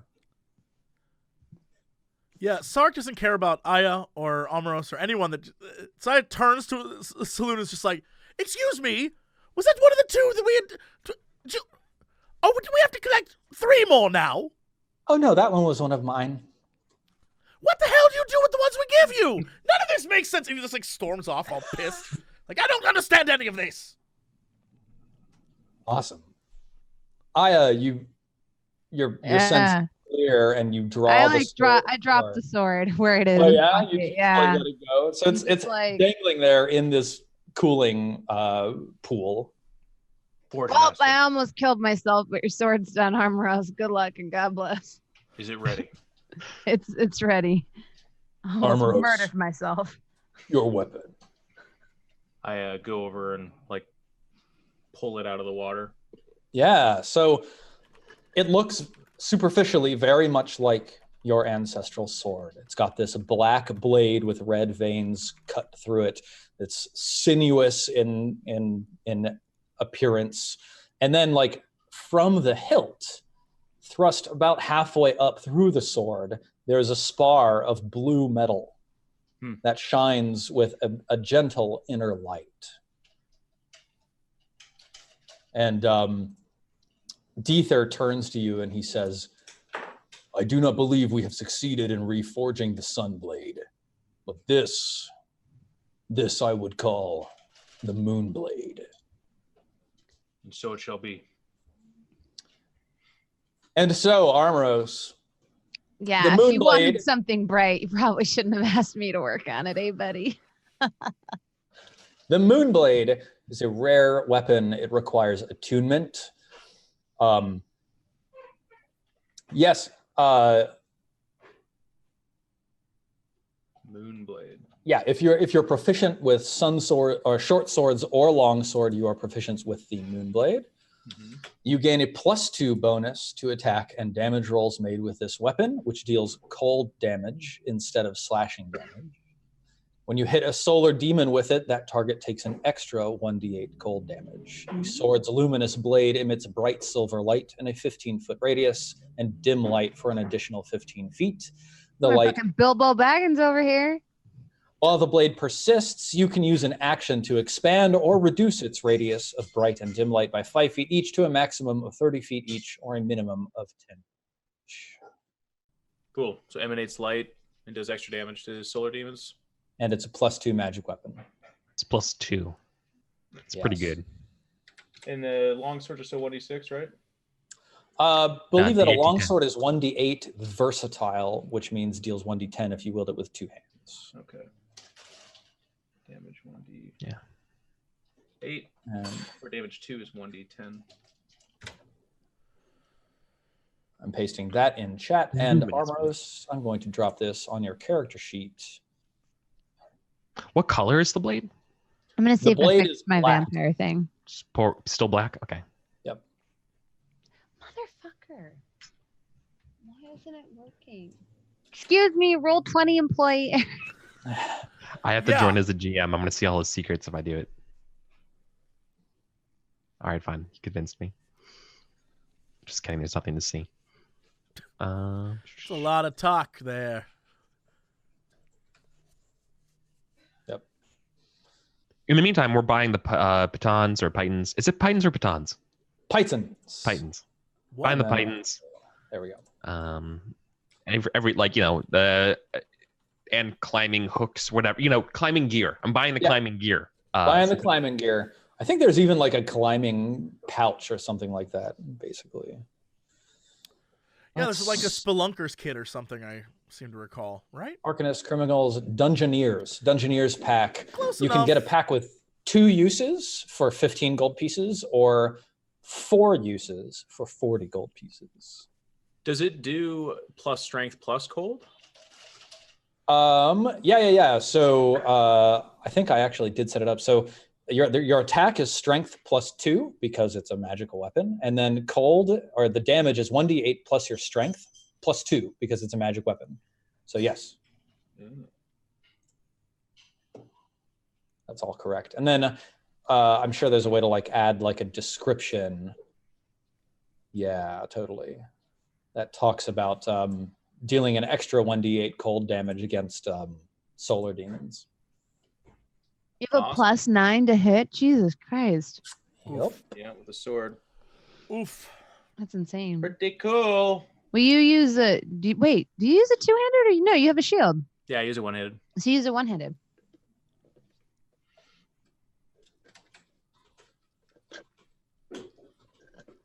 There's always the option. Yeah. He can go Someone aggro if he wants. Takes my shield, maybe.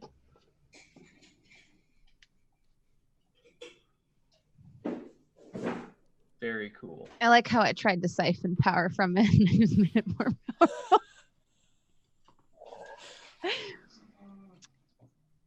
I'm good at magic. I have to cool down this metal, so I'm gonna heat it up more. That's literally what I did. You tried. This is hot. I'm gonna cool it. I'm gonna put Ethan some just fire on it. shakes his head and turns to Tim and says, "Not everyone is cut out to be a smith, Timotheus." And Speaking of cutouts, Tim replies, "Not everyone." Wow, Tim is a sassy solar demon now. Tim, I brought you snacks, and I reach into my bag and pull out the big flops of Chrysalis. Oh yes, amazing. Yeah, awesome. And you feed them to Tim. Mm-hmm. Super cool. Yeah. Here you go. He like reaches out with flaming tentacles and grabs them from you and shoves them in his beaked, cephalopod mouth. And like, as soon as he starts eating them, like his flames grow brighter and more vibrant. You gotta eat so you could be a big, strong demon one day. I don't know that we want that. Strong demon. Big and strong. Hit me with your best flex, Timotheus. And then like fire goes shooting out. Yeah. I'm so proud of him. It's like a Super Saiyan pose. He's growing up so fast. Tired. Nap time. The fire banks. So yeah. What do you want to do now? Sarek is outside snooping around because Yes. I don't know if anyone else is aware of this. Saloon has other tiers just hanging around. Y'all, are we not going to discuss this? This doesn't seem crazy to you? No. I mean, I always assumed she had extra. Yeah, she assumed she was only missing some of them. Why isn't she empowering us to be stronger to make it easier to get the rest of her tiers then? If we're her champions, why is she not helping us become the best champions we can be, y'all? Doesn't make sense. Doesn't check out in the old noggin. Doesn't check out. I mean, if you want to bring it up with Miss Moonbird, go right ahead. Oh, I will. Yeah, you come outside and Sarek's just like pointing her in the chest, like, and another thing. I don't understand why we have to do this. He's like, I've died so many times. Have you ever had slimes in you, miss? Slimes suck. They are the worst. And I just like, oh, I'm going at her. Would you say it is better to be slimed or stabbed? Both have happened to me. Both suck. I've done all of this for you, and so far, it has only led to pain. You have endured nothing. Can you tell me about a comparison to being devoured by rats? I wouldn't know about that, although it looked terrible, and I'll have that memory till I die. But thankfully, because of you, I can't. And I just keep like poking her. Oh, I'm very upset. Have you fallen into lava yet? It's quite the possibility. I just recently saw some. Let me tell you. Oh, yeah. I'm just like at her. Where are the rest of them? I know you have them around here. Give us the Tear Saloon, and we can do this faster. I believe the High Priest had one. Not the ones you have. You literally just wasted one. Oh, yes. Well, I can cry on command. I like just look at the others. I'm just like, doing like, do you see? Do you see? Oh, yeah. Circus, like, out of it. So upset. I've died too many times for this lady. I'm very mad at her. Awesome. Are we not? Can we not agree that this is screwy? Am I the only? I can't believe it. You guys got you guys got a sword and a sexy bodysuit. Now you're on her side. All right. Oh my God! No, what? I think the explanation you eventually get out of her, if you have like a longer conversation with her about it, I assume there's much yelling and screaming and crying and frustration, and I've died so many times for you. All of that. The explanation that you get out of her is like, yeah, I have tears in me, but I need more of them to secure my power. I need the tears that I'm missing. That's why I need you to go get them.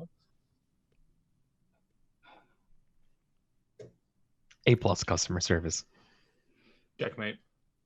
I hate Atheists. I hate all of you. All right. Like, Sarek's just demoralized and gives up and just walks back to the water and, like, just plops in. Just doesn't even, like, daintily put his face in. Just, like, walks Belly back flops. and falls into the water and just... and is sucked back to the planet.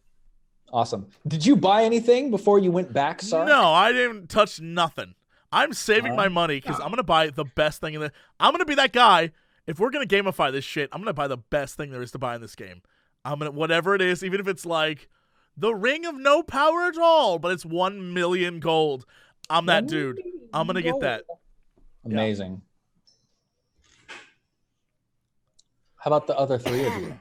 What's your next goal? I know that there's this very pressing need to go murder other Sarek, which is entirely fair. But do you really want to leave Moraine Dower and Father Haydrax, Ishmael Ignacio Jacobim IV, alive behind you? Out of character, I really could use that bow. Just putting it out there. Yeah, we got to I want to go in that crack. Yeah, all right. I don't feel super strong about getting that bow, but I'm killing Father Ignacio. Well, I just feel like that's a little bit out of our league right now. We're D&D characters. We can do whatever we want. First off, you don't know nothing about it. Let me just, canonically, you don't know anything because I don't know how powerful he is. I just got stabbed and killed. You don't know what's It's down true. there. No, that's true. But you have to remember, if we're gamifying this, Shadow, you had sneak attack damage on you that crit. That's true. And it was Shadow Me. So And everyone knows how powerful Sarek is. That was sneak attack damage. Yeah. So without sneak attack damage, you're not doing 40s. Right, Sarek. Hold on. For people who miss that, let's just scroll back up. You took an additional 35 damage from one of those. That's how much I was brutalized by. 140 some damage, 152 damage, whatever it was at the end. Yeah, we're up to like 140 now. It was rough. It was rough. It was a rough time. 42, something like that. It was bad. So, yeah, I think, I mean, I'm already gone, so I have no say in this conversation. I've literally just thrown myself in the water because I'm tired of Saloon. So, I'll do whatever you guys want to do. My personal goal I would love to start scouting out the graveyard / forest and maybe even the castle. Can I ask a question? Jesus, I can't say I have no say and then immediately jump back in, but I am. I'm assuming you're just popping back in and out, like you appear on the grass. I have another thing to say, and then blue. One more thing. Yeah, vast. It's like my head pops back out of the water. One more thing. No, just like completely out of character. Is the reason why we are still avoiding Father Haydrax and the. So I think it's the last thing that we have to do in that area, right? Not that I'm aware of. I thought that y'all wanted to get this sword first so that you were powered up to go get them. That was my belief as well. Yeah, same. This was the prerequisite. Oh, in the water weird room. Oh, that's right. We never went back there either. It's true. Oh shit. Yeah, I don't. I think there were just a lot of complications when it came to the father and the guard captain, but I don't know that there was a I don't read them as being hard to get rid of. I just know there was a lot of people there, and that probably was like difficult. There was like I don't want to go back there without the viewing lens because then we'll have to like talk our way past them. And the viewing lens, we don't have that yet, right? No, but also you decided not to go get the viewing lens for them. Like you can go to the bell tower. Mm-hmm. Yeah, can we do that? Can we go to the viewing lens maybe? Or we can just kill the guys like we're supposed to. Yeah, but I feel like I kind of want to know what the viewing lens purpose is. Okay, let's just kill the guys and then go to the viewing lens. But, okay, I mean, sure. I guess we could do that. I'm just curious if we find out. Which guys are you talking about, Jeff? Ishmael, the one that Steven tweeted about earlier. I thought that's why y'all wanted to get the viewing lens, because he's who asked us for it. Right. No, we're not doing that for him. He's a bad guy. We're killing him. No, I agree. We should definitely kill this guy.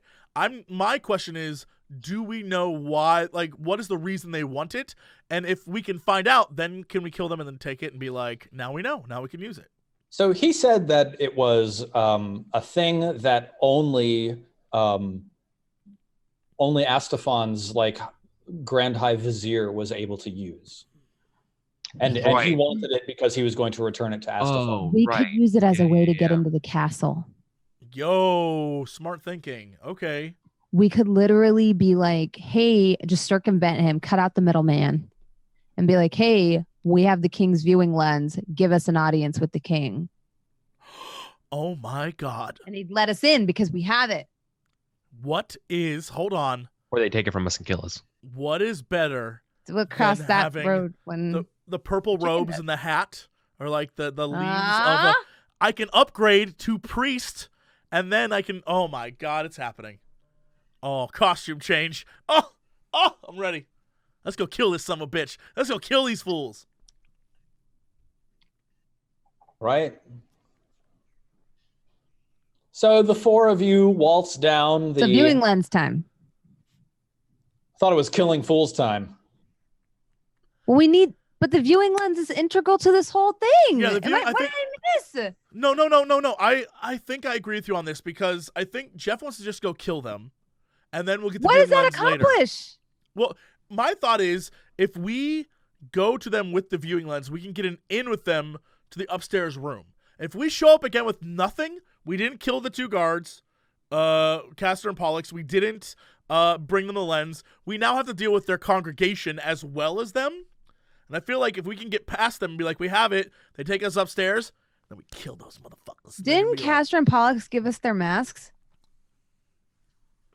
And a whole bunch of magical gear. Yeah, they gave us their masks so that we could go and say that we did kill them. But that doesn't, prove anything. I'm no villain, but I feel like... Yeah, that was our plan. We literally were like, give us your masks, and we're going to go take them back and be like, here's proof that we killed them. So we could just, if you want to go kill them, we have the masks now, so they'll let us in. All right. I mean, let's do what we do. Am I crazy? We got the masks, right, Steven? That sounds plausible. Also, you have a backdoor entrance that you can just walk in whenever you want. I thought the only reason you were avoiding them is because you had to avoid, maybe trying to convince them, no, we're still on your side. And then you wanted to get the sword so that you would have a leg up. And then you were just going to be like, well, we're not working for you anymore. You're dead. Okay, let's do it. Yeah, let's get your ropes. You get your magical bow. Anyway. We get your tears. Priest. All right, so here's my plan. Okay, you guys ready? Mm-hmm. We go in through the back door from the arena where we killed Dahaka. Okay. Whoa, time out. What? Time out. The elevator. All that's going to respawn, right? Walker guy, the dude who walks around the upper edge, he's going to respawn. No, he's not. He's not going to respawn. He didn't have black eyes. He's just really strong. What about all the Dahaka people? They'll respawn. Nope. They all turned into the broken avatar of Dahaka, and then you killed that boss. It's empty. It was a boss. Oh. Yeah. That path is clear. Yeah. So we Sweet. go in All right, I'm through not the worried back no more. door. Okay. Yeah. In the You. arena. Yeah. Sarek, sneak upstairs. Position yourself in a good spot. Okay. Yes. Kairos, Armoros, you follow him up. I'm going to create some sort of diversion to get the congregation out of the church. Because we don't want them to get caught up in whatever hell we're going to create. Right? Yeah. Sure. I feel like every time we split up, almost inevitably. But the three of you will be fine without me. I No, mean, it's not us that I we're worried think about. the whole point should be that we should all of us go up there because the priest Ishmael, Jacobim, whoever, he has a thing with you, Aya, where like you two went off separately, so he has a true. relationship with you. Okay. And So then we set the church on fire so that everybody flees. no, what? We don't have to set the no. We literally don't just go in. understand. What do you mean we set the dude church on fire? The dude literally threatened to kill his congregation if we didn't come back with the Right. viewing land. Right, and He's now gonna we hold have that them over him. hostage. No, so the whole plan is we go in, we go to the room. Like Kairos, you stand at the door like I ain't letting anybody out. Armros, you and I will go up to Easy. this badass boss lady, and we'll like engage with her, and I'll do like sneaky attack. I'll try to stab her in the back, be like, die, bitch. And then Aya, you take on the priest, and then this whole fight will go on, right? And Kairos, you can jump in. I imagine the people down below might hear some stuff, but whatever, because at the end, we say he was threatening to kill you, and we have we saved you. And I'll be like, and Okay. I am your new priest. And then I'll have a new congregation. That'll be great. I don't think that's going to work, it's but not gonna work whatever. the way you Let's think just it is go at all. Try it. If I you don't guys think it's roll gonna work. correctly, it will. I- So are you're the gonna be four the of you suspicion concerned and the about your voices echoing up the shaft of the elevator that you're standing in front of by the time you reach this point in your conversation? I mean, Probably not. no, they hear it as like the spirits that are like, boy, Sarek is a cool dude. But by this point, we're also speaking in code. I feel like I'm like, Yeah, totally. You're not. we you're do not like shouting out Operation other people will hear Aya you. bamboozle McGuffins. Then we got to worry about Project X engaging with the flock before the chick is ready to hatch. So that's like all they hear. It's nonsense and Yeah. gibberish. Yeah, totally. They're Yeah, like, so just y'all like the y'all have made scripture it. says. Y'all have made it to the patrician's house. You've made it down the dark passageway. You've made it around the ring of relics, where of course the relic keeper is gone. You've made it down through the summoning chamber, which is empty. The broken corpse of Dahaka is gone. There's like this crack in the floor that you crawled down in order to go down into Henderstench's lair.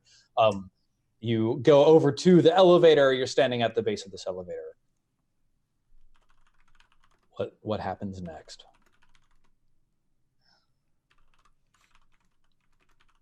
All right, Just as you say, right?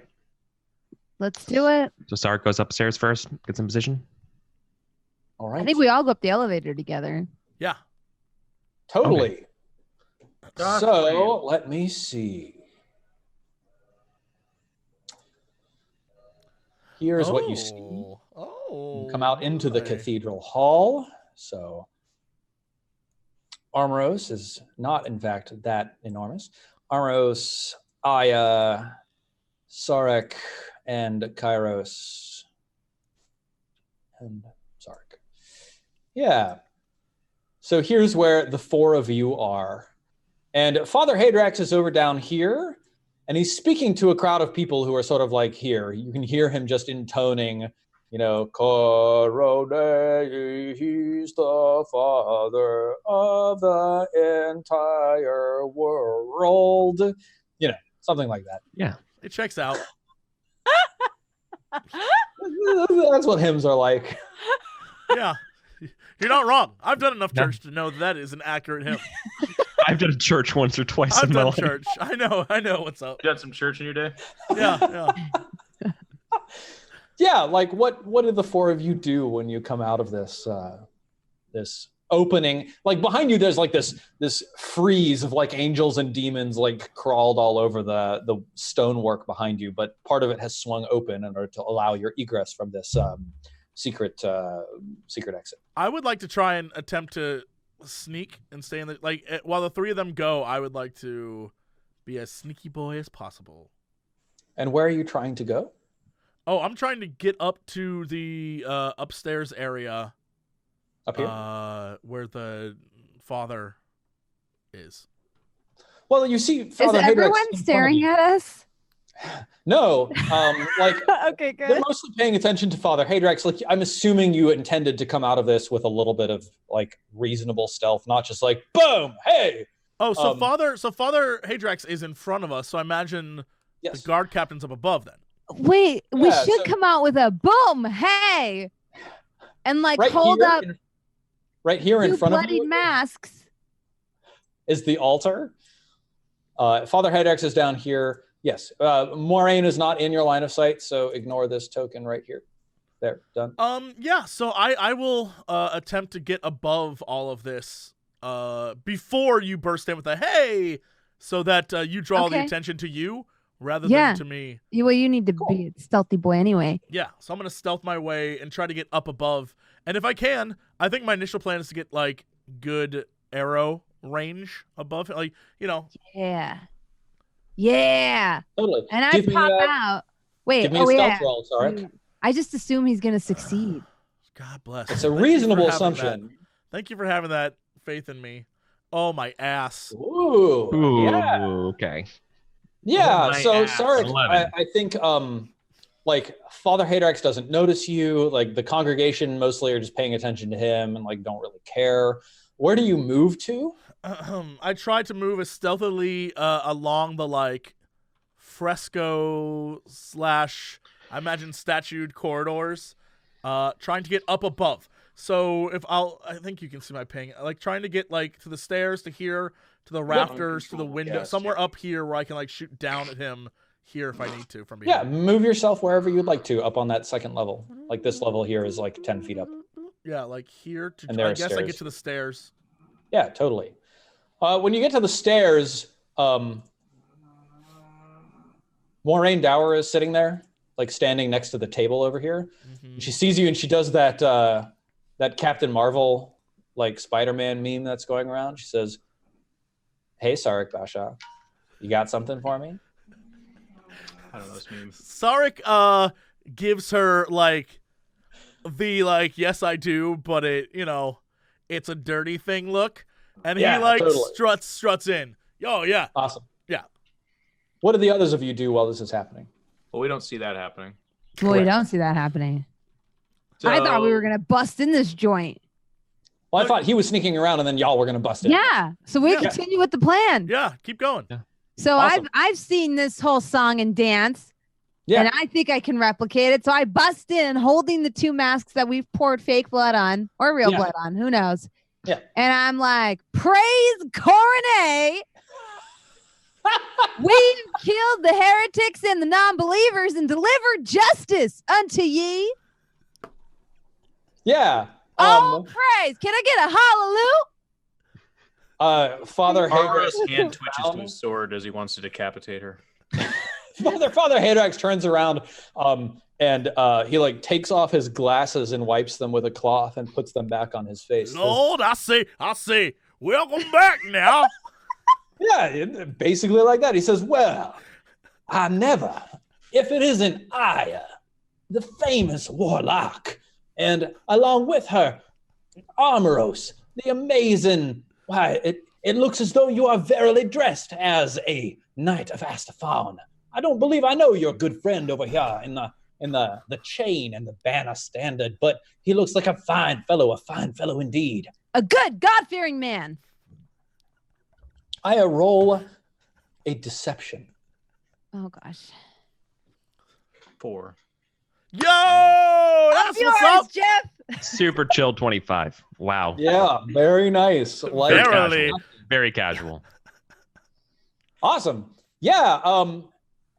Father Haydrax turns back to his congregation and he like presses his hands together. He says, "My flock, my sheep, perhaps I shall call you my sheeple.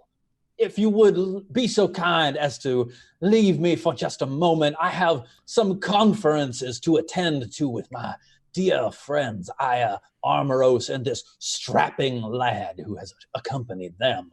Now, I believe He sort of like turns around and walks towards you, and the congregation starts like finishing their prayers and closing their books and walking back away. So there's like sunlight streaming in from off to As they're packing up, I'm laying it on thick, like, God be with you by Coroner's grace, praise be, and with you as well. Yeah, awesome, excellent. There's like shafts of sunlight piercing the gloom of the interior of the church, landing on the ground in the locations that I'm pinging. And like it creates this very gothic effect, right? You've got like God rays basically coming through the windows and then striking against the floor. And the rest of the church is quite dim, with only like a handful of candles around the edges of things, keeping things lit. Yeah, Father Haydrax like moves back up over here towards the altar. I'm assuming you're taking like a central position here. Yeah, probably. Awesome. Hoping Sarek is in position above us. Yeah, I think you are, Sarek. This looks like something on a Cowboy Bebop, all these like sun shafts and shit. Sarek, like, are you like trying to bamboozle Moraine? I mean, if by bamboozle you mean like get a smooch on, maybe, sure. Yeah. But like, I am basically trying to keep her distracted. Sarek has no love for human women, so this is like, I want your bow, and I want, I got stuff to do. Totally. I'm gonna give you this bone if you want to give me that bow. Yeah. That's Sarek, like the worst rap lyric I've ever heard. I'm gonna give you this bone if you don't give me this bone. Is it better or worse than how much AC does a thug have? How much AC that's on the album. How much AC does a thug have? That's a true thought. Okay, yeah, so what do you want me to roll for this? Persuasion, which is like you're using the force of your charisma to like keep her attention on you instead of on the group down there. I thought her attention was on me anyway, but okay. Persuasion, done. Yo. Oh yeah. Oh, she's totally into it. She's like, oh, it's been a while. I didn't expect to see you back. I thought maybe we'd lost you. You did take care of that problem we talked about, right? Sark winks and sort of like cozies up next to her and like looks down at Aya and the rest of the crew as they are like flashing the masks. The masks. Yeah, and I'm just like, of course we did. Yeah, she looks, she says, impressive. Sark, give me a deception check. Oh, this is not good. What? Can I ask you a question? What am I deceiving her at? I mean, you're trying to convince her that you have, in fact, killed the guys. That's the gambit y'all are playing for the moment. Me? I'm trying to convince her? Oh, Jesus. Well, gang, you did great. You did so good. I'm so sorry that this is about to fail for you. Yeah, I think she gets the sense that there's something off. And I think, like, we in the audience see from her perspective as, like, her eyes scan your fancy new calfskin gloves, and they scan Armoros's like rippling sword with this blue streak down the center. They scan Kairos's like magical banner draped around his shoulders. This like necklace of silver feathers draped around Aya's neck. And she just like, something sort of like snaps in her mind, and she's like, we can almost see her thinking, what has happened since I've seen these people last? Can I? So it's not like she doesn't believe you. I think she does think that you've killed these people for right now, but also she feels like there's more going on here than you are presenting. Can I detect that she notices this? Give me an insight roll. Oh my lord! Can I? Yeah. Can I use eye for detail to I guess that's like notice clues, right? Yeah, it doesn't work. Okay, I mean, I guess maybe it's a clue. I don't know. Click insight. I think it's an insight check anyway. So it comes under investigation. It looks like. Oh, yeah. I think this really is more of an insight-y kind of thing. Sure, that's fine. They're both the same roll anyway. So. Oof. Yeah, I think she like smiles broadly and disarmingly, and you think everything's great. And that, I think, is where we should end today's episode. What? God. It's a cliffhanger. The cliffhanger. And then next episode, we will see how you all manage this situation. And I'm not here next week, my friends. Oh. So in Germany. Britt will show up, and then we'll see how. Oh my god. Oh wait, I'm not here next week either. I'm in Hawaii. Oh my god, what? I just remembered that. Well, you sure picked a good cliffhanger, Continue Steven. the 2-week schedule for the Sunfall Cycle. So in 2 weeks, we will return, and we will see how this. No, this is terrible. We have to do this fight now then. Otherwise, we'll never know for 2 weeks. Are you just gonna stab him right now? I was gonna. Yeah. Armor's gonna test out that sweet new I was blade. gonna. Do y'all want to give this a shot real quick? Hell Oh, yes. yeah. Ready to We go. got 14 minutes. It's more than enough to murder somebody. How do y'all start this fight? I Well, think the group Fun. maybe slows down, but Armoros keeps walking forward and says, "Yeah, we won't be joining you." Rips out his sword and takes a swipe for a bonus action or a surprise. Yeah, it is. You all have set yourselves up. You 100% get a surprise attack action here. Would the four of you just roll initiatives so we can determine the order in which your surprise round happens? You're all going to get to go before anybody else goes. You're so kind. Y'all put in the work. I rolled this You twice. earned I it. forgot to click my guy, so I see you right here. Armoros. Kairos. 20. Oh, I'm already added, yeah. Aya. I clicked my token. 11. Yep. And Sarek with the 6. With the 6. Okay, awesome. So, Armoros, you get the first strike. I think you have to manually add me in. Turn order. Do you not see yourself in turn order? Oh, weird. Well, let me do But if you see me, this. that's cool. I do see you, but I'm adding you so that you can see you. 22. There we go. Here we are. Are you there now? Okay, Moonblade first swing, 16.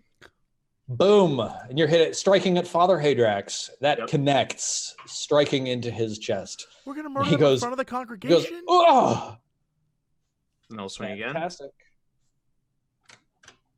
right? Yeah, absolutely. I'll expel a dice to use fainting attack to have advantage on this. Cool. So the 21. Yeah, well expended. 21 hits solidly. So it's this plus 1d8. Nice. So 12 17. plus 5, 17. Yeah, damn. Already, blood is spouting on Father Haydrax's purple robes. Kairos, what do you do?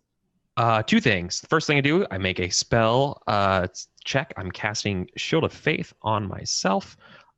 So what this looks like is I bring the banner to the shield. The shield glimmers, and I do a yah kind of sound as Shield of Faith hits me and makes my shield all shimmery.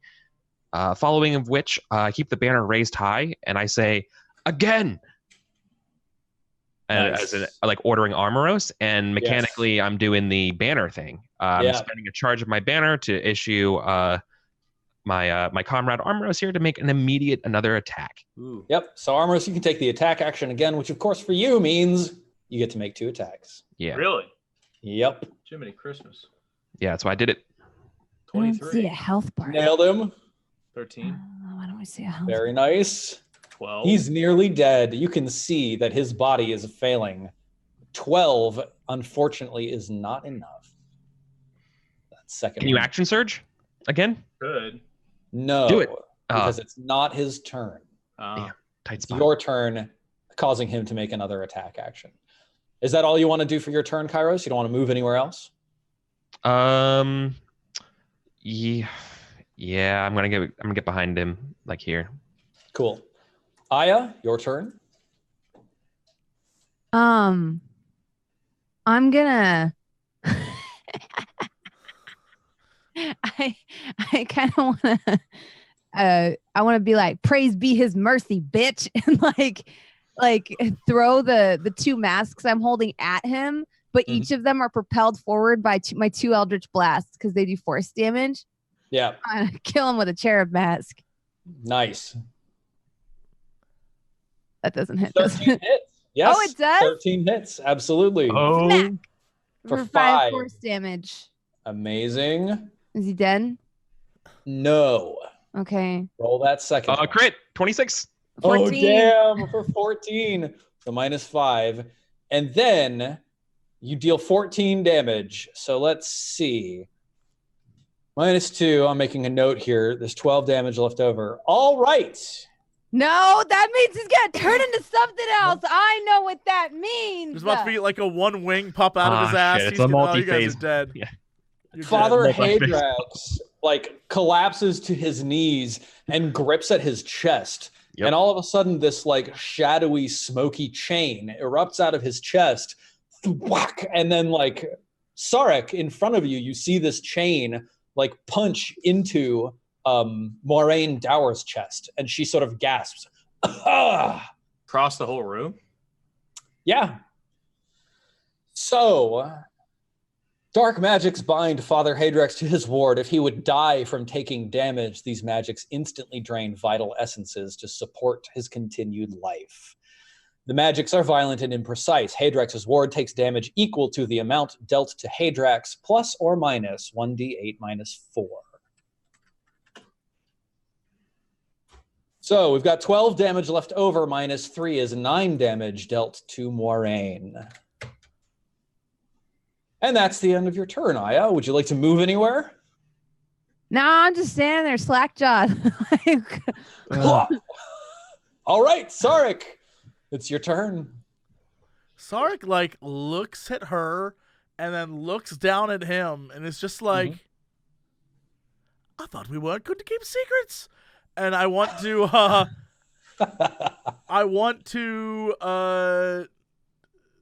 God. Can I ask you a question? Yes. This thing that connects them, it is demonic innate? Is it? It is a spiritual chain. You could probably give me some kind of nature or arcana or religion check to see if you know anything more about this sort of thing.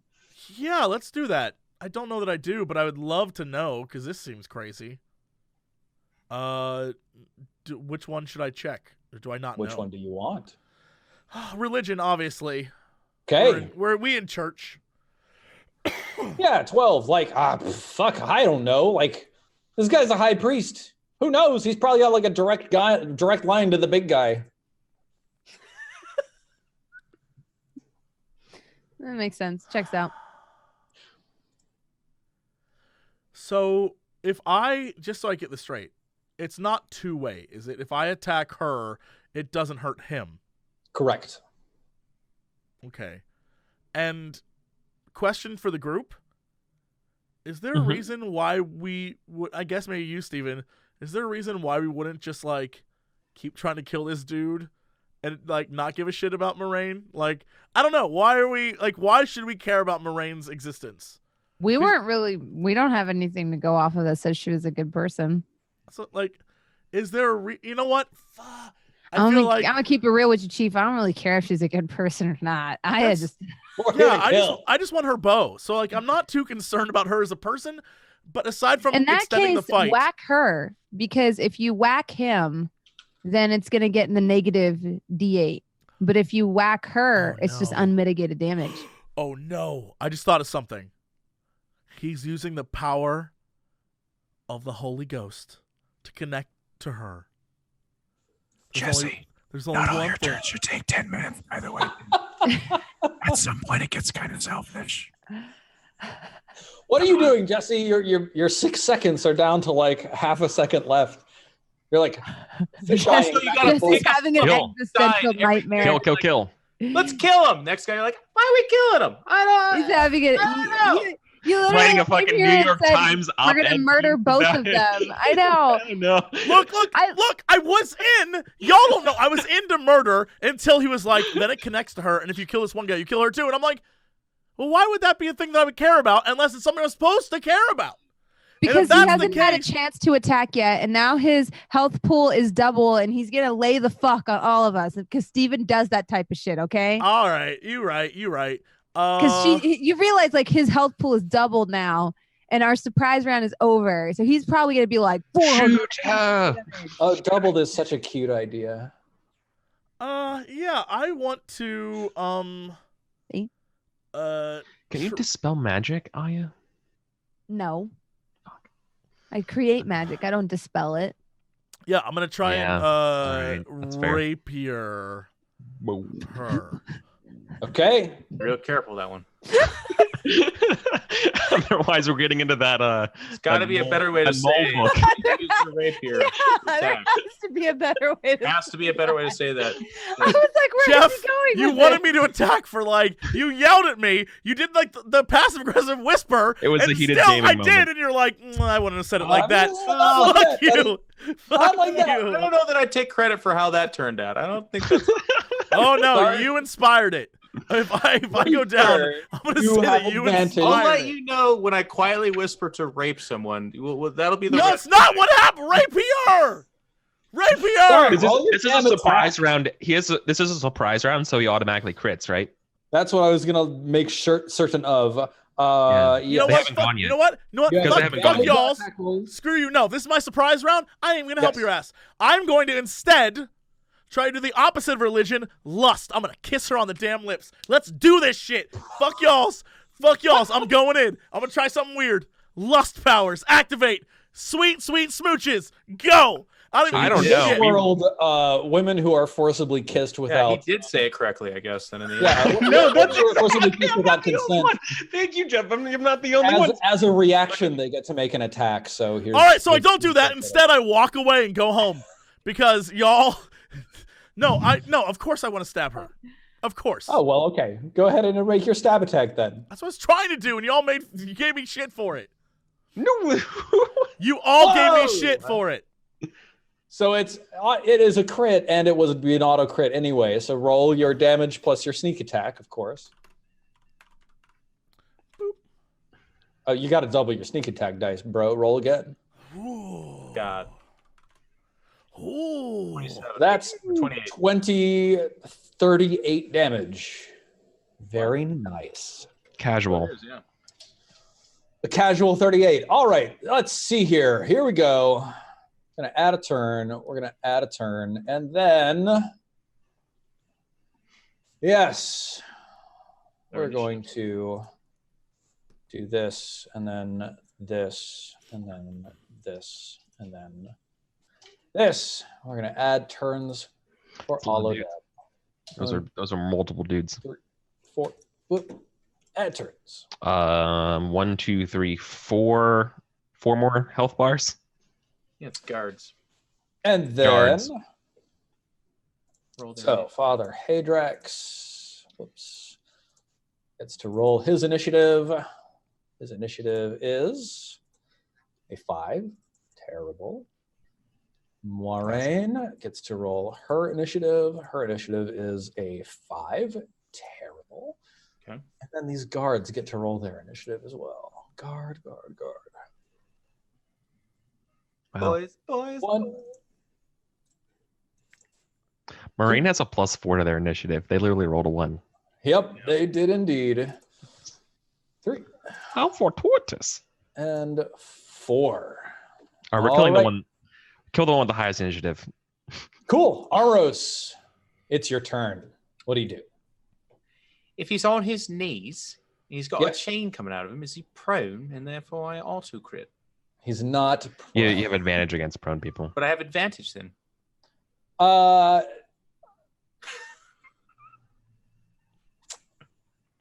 No. Okay. Lumpkin. Would they have? Okay. Lumpkin! Yeah, all right. Yeah, they would have used their turn to stand, basically. Movement to stand. Yeah, Turn exactly. yet, though, my duder. That's fine. Turn yet. I mean, I you will- also didn't knock him prone. You didn't actually kill him. I know, you did it for thematic purposes. I just wanted to punish you. Anyways, Yes. Okay. just Fair. superiority die to get advantage on this attack. Cool. So, Oh. god damn it. I take it back. No, I'm just kidding. No. This Do damage extra plus damage. 1d8. So Mhm. 15. 15. Again. Then You're 1d8 minus 4. And I hit again. Yep. for 10. So he takes 25 in total. That's 14 damage. Dang, that alpha strike. And then 10 damage. Another one to get. I'll action surge. 8. Yeah, action surge. Do it. And I just swing once with action surge, right? Or is it twice? Yes. No, you attack twice. You action surge for another action. You take the attack action, which lets you attack twice. Oh, wow. Oh, yeah, you do. Yeah, totally. Well, 13 hits, but I really like that 29. 13 does hit. So 13. Damn. I'm going to swing again for 22. Also hits. So 9. that 13 is actually a 17. You dealt more damage to Moraine this time.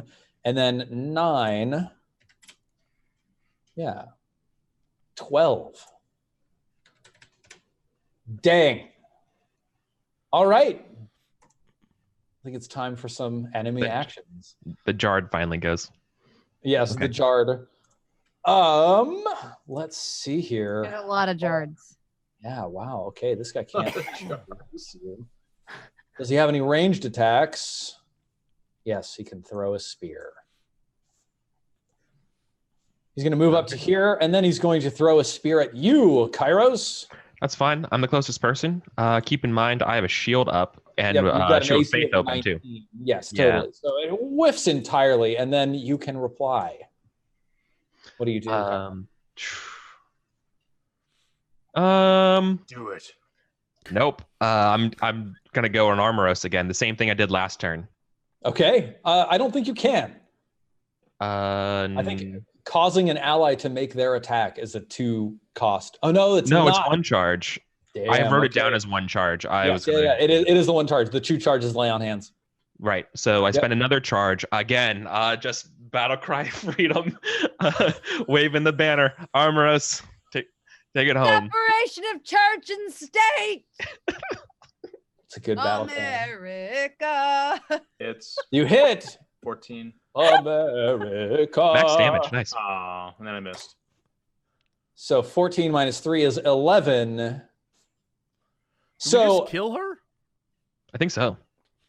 Armoros, your sword bites into the Father Haydrax, who's like down on one knee, and you see just like the chain between him and Moraine turn like red and then like black from Moraine's end back to Father Haydrax, and then the chain just like dissolves. And Father Haydrax shouts, "No!" and just collapses on the floor. Prone, you'd say? Prone, I would say. In case that's important, in case there's a phase 3. Okay. And it's also still my turn. It's still my turn. So I have something else Yes. to do. But go ahead. Whoa, Go ahead. Okay. And also he's dead, so there's that. Yeah. Kairos, what do you do? I was going to cast Sanctuary on myself. That's a bonus okay. action. Sorry, Yeah. go It's not ahead. concentration. But that means anyone who wants to target me has to make a wisdom save. Awesome. I'm going to make myself a big old target. Cool. Yeah. So let's see. I think there's some wisdom saving throws that need to be made here. Yeah. If they're going to target me. I mean, to continue fighting at all. Oh, yeah. Like a morale thing. Yeah. And then the other one. Guards are like, we're here. Well, okay. We're still getting paid. We're a little late. Are we getting paid? Yeah, I think both of these guards kind of like look at each other and then just like look at the 4 of you and just drop their spears. There's like a clatter of weaponry to the grounds. And then this third guard, let's see if he's smart. Also, a wise man drops his spear. Wait, so if you get a higher of the wisdom roll, you know it's better to not fight? Yeah. Is that the idea? Okay. Yeah, exactly. They have chosen wisely instead of choosing idiotically. Okay. Yeah. Yeah. Makes sense to me. Aya, what do you do? I'm an Eldritch Blast. Who are you attacking, Aya? All of them. Haphazardly. Cool. But it's like a victory Eldritch Blast. Like, pew, pew. Yeah, like firing into the air and just like ricocheting off the chandelier and like killing one of them. Yeah. Yeah. Ideally. Go ahead and roll. Yeah, you nail one of them. How much damage did you deal? You kill one of them. Another one. Okay, the other one. Yeah, you missed that one. The other one ricochets and just goes out the window, and you hear like a cat outside going like, "Rear!" Yeah, exactly. Yes.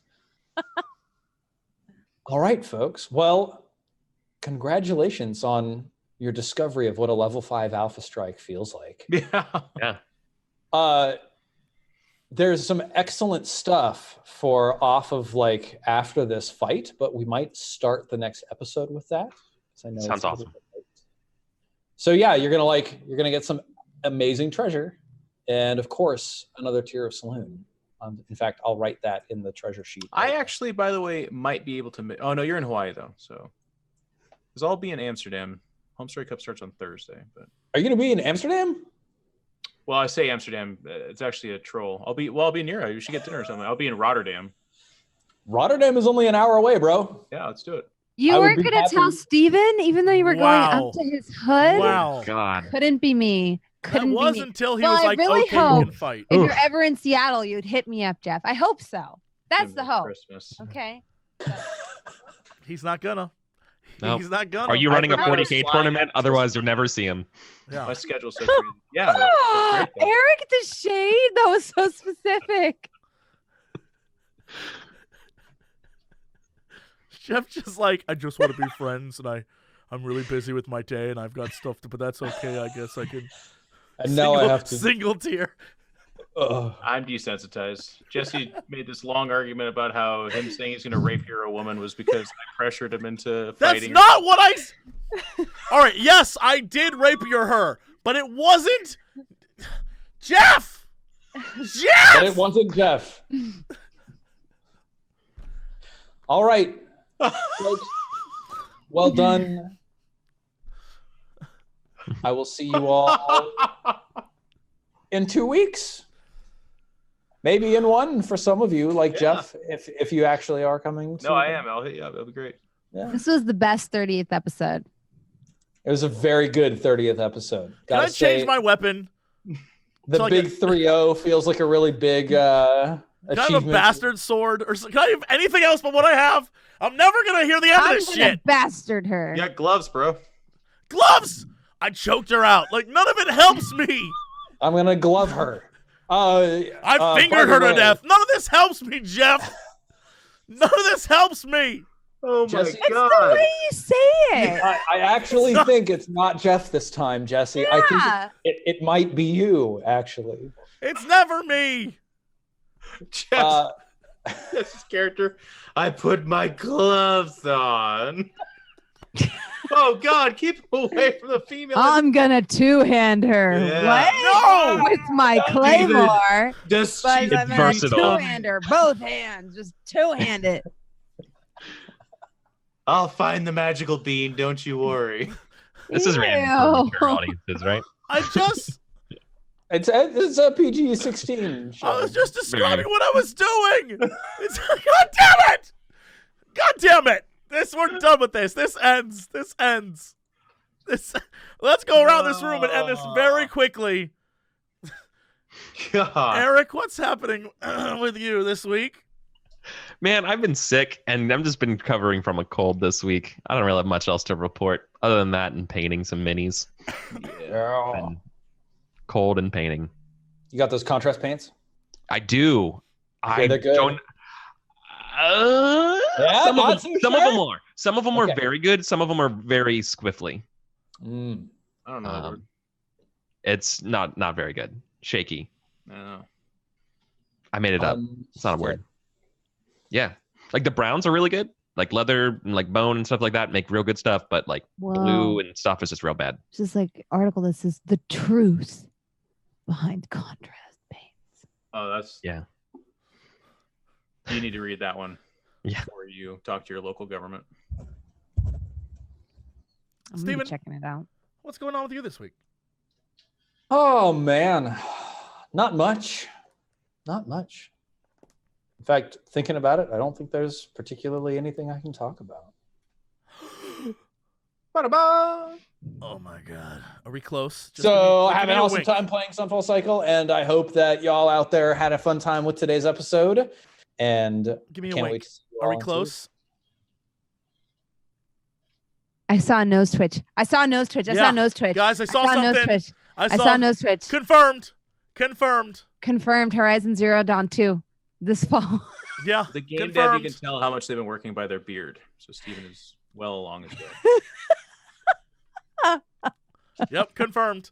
Your webcam pro, Steven. That is impressive. It is impressive how long you can go without blinking. Yeah, that's very good. You got to practice that poker face. I don't like this. Bronze, what's happening with you this week? Hi, hello. I'm that bronze girl. I'm gonna be gone from the 22nd to the 26th for my birthday. It's like my first vacation that I'm taking for myself. That's not work related in like 5 years. So yeah, going to Hawaii. I'm turning 30. It's my dirty 30. Okay. But before I go there, I got early access to Judgment by Sega. So I'm streaming that all this week, and so far I fucking love it. It's like Phoenix Wright meets Yakuza. So I get to beat people over the head with the bicycle and then take photos of them having sex with a whore and send it to their wife. Number 1. Nice. You can find me online. I do the best promo for myself. Number 1. That's what they always say in India. They're like, original, number 1. Number 1. Jeff. A1 quality. Jeff, are you A1? We almost did it. We almost went one episode of that accent. Thank you. I really enjoyed the show. It's a great time. Thank you, Steven, for the long magical weapon reveal. It is my dream. Sunday, I'm flying to Germany I'm flying to the Netherlands to hang out with Kevin and now Steven as well. And then I go to Home Story Cup. And then after Home Story Cup, I'll be back. And then I'm actually home for a little while, which is really nice. But in the meantime, I've been enjoying some Apex. I've been playing StarCraft as always. And we do the Deadpan Diaries with Dat Bronze Grill. That's it, man. Just follow us on the social medias, please. I post pictures of my dog. There you go. They're very good pictures. Yeah. He's right there behind Jeff right now. That's him. Yep, there he is, Barristan. Dutifully sitting on top of the sofa chair, right? Yeah. It's part gargoyle. I can't show him. He doesn't even flint. Oh, I was talking about the other one. Talking about the puppet. Yeah. No, that's him. The gargoyle. The poppet. Trying to get that on. Oh, wait, hold on. Don't do that. There. Now you can kind of see. A little bit. For everyone watching at home. Oh, yeah. You can see this little underbite. Mm-hmm. Yep. All right. Anyway, that's it for us. Thank you for watching. I'm going to go die now because I'm sick. But be good. We'll see you not next week. I don't know when the hell we'll see you. Week after.